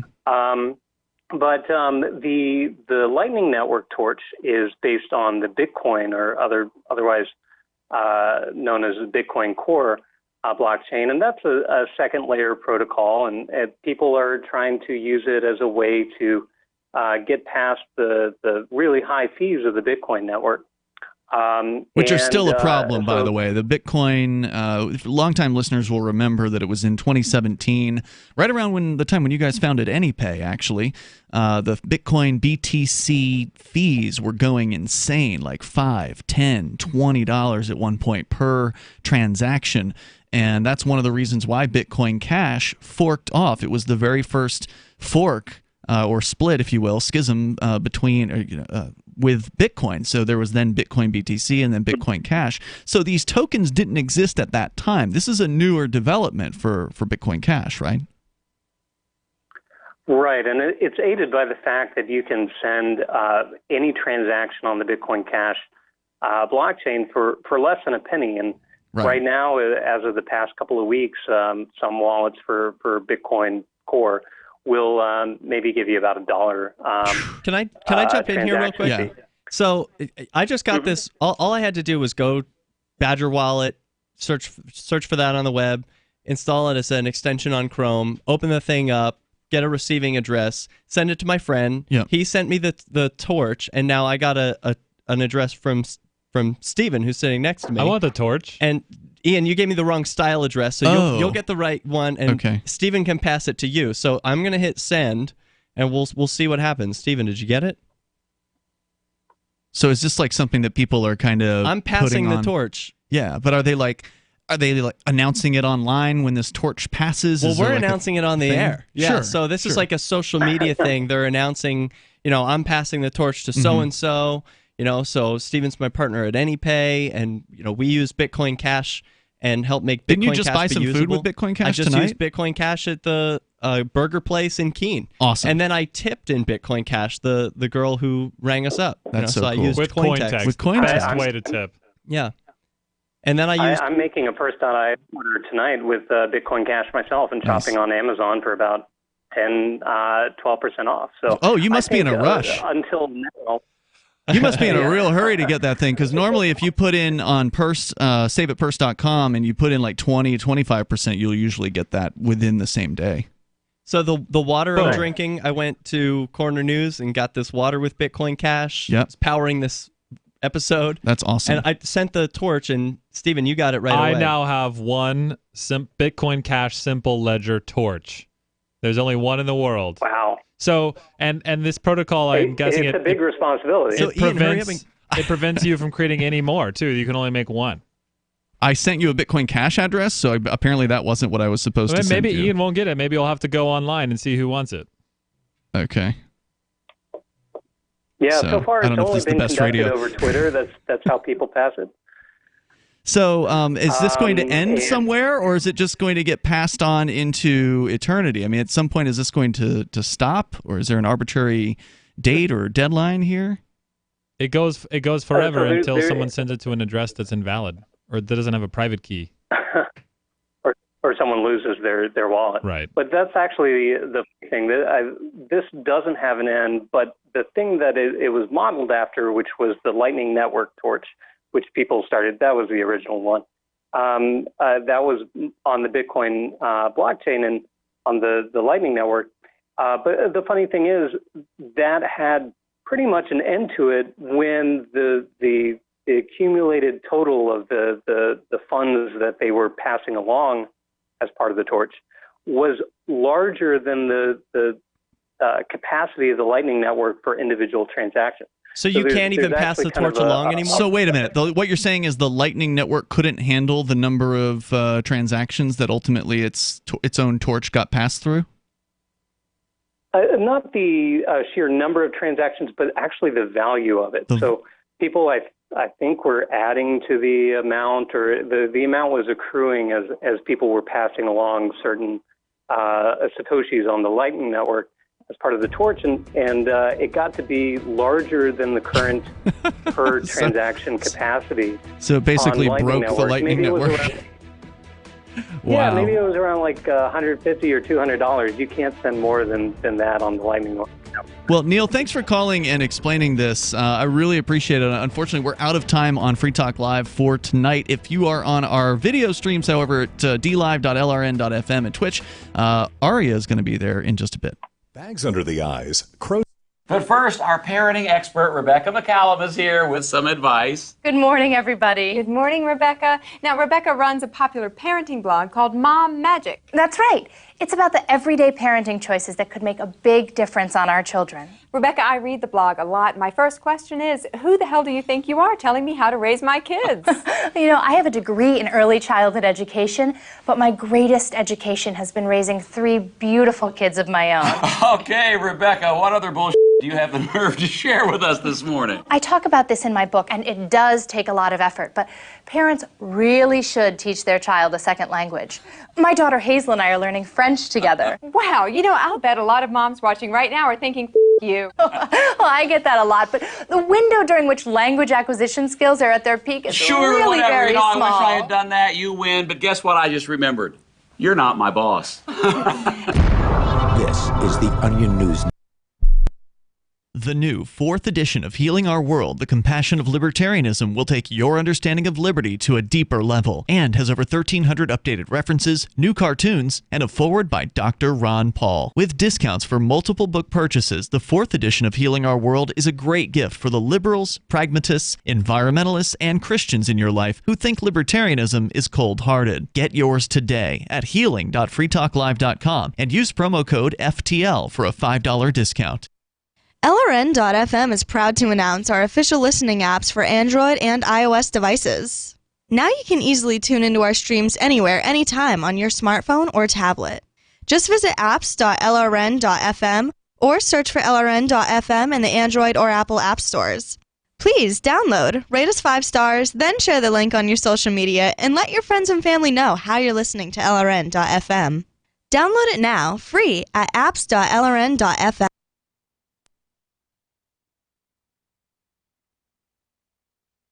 The latest episode of Declare Your Independence with Ernest Hancock is next. This is the Liberty Beat, your daily source for liberty news and activist updates. Produced in partnership with SNLS News and listeners like you. Online at libertybeat.news and snls.news. I'm Mick Murrow with your latest edition of the Liberty Beat. Gold is trading at $1,273, silver at $14.90, and Bitcoin is trading around $5,605. Today's prices are brought to you by InnoScale. Take off with Managed Cloud. Looking for a safe, secure way to store your important files online? Let InnoScale handle it for you.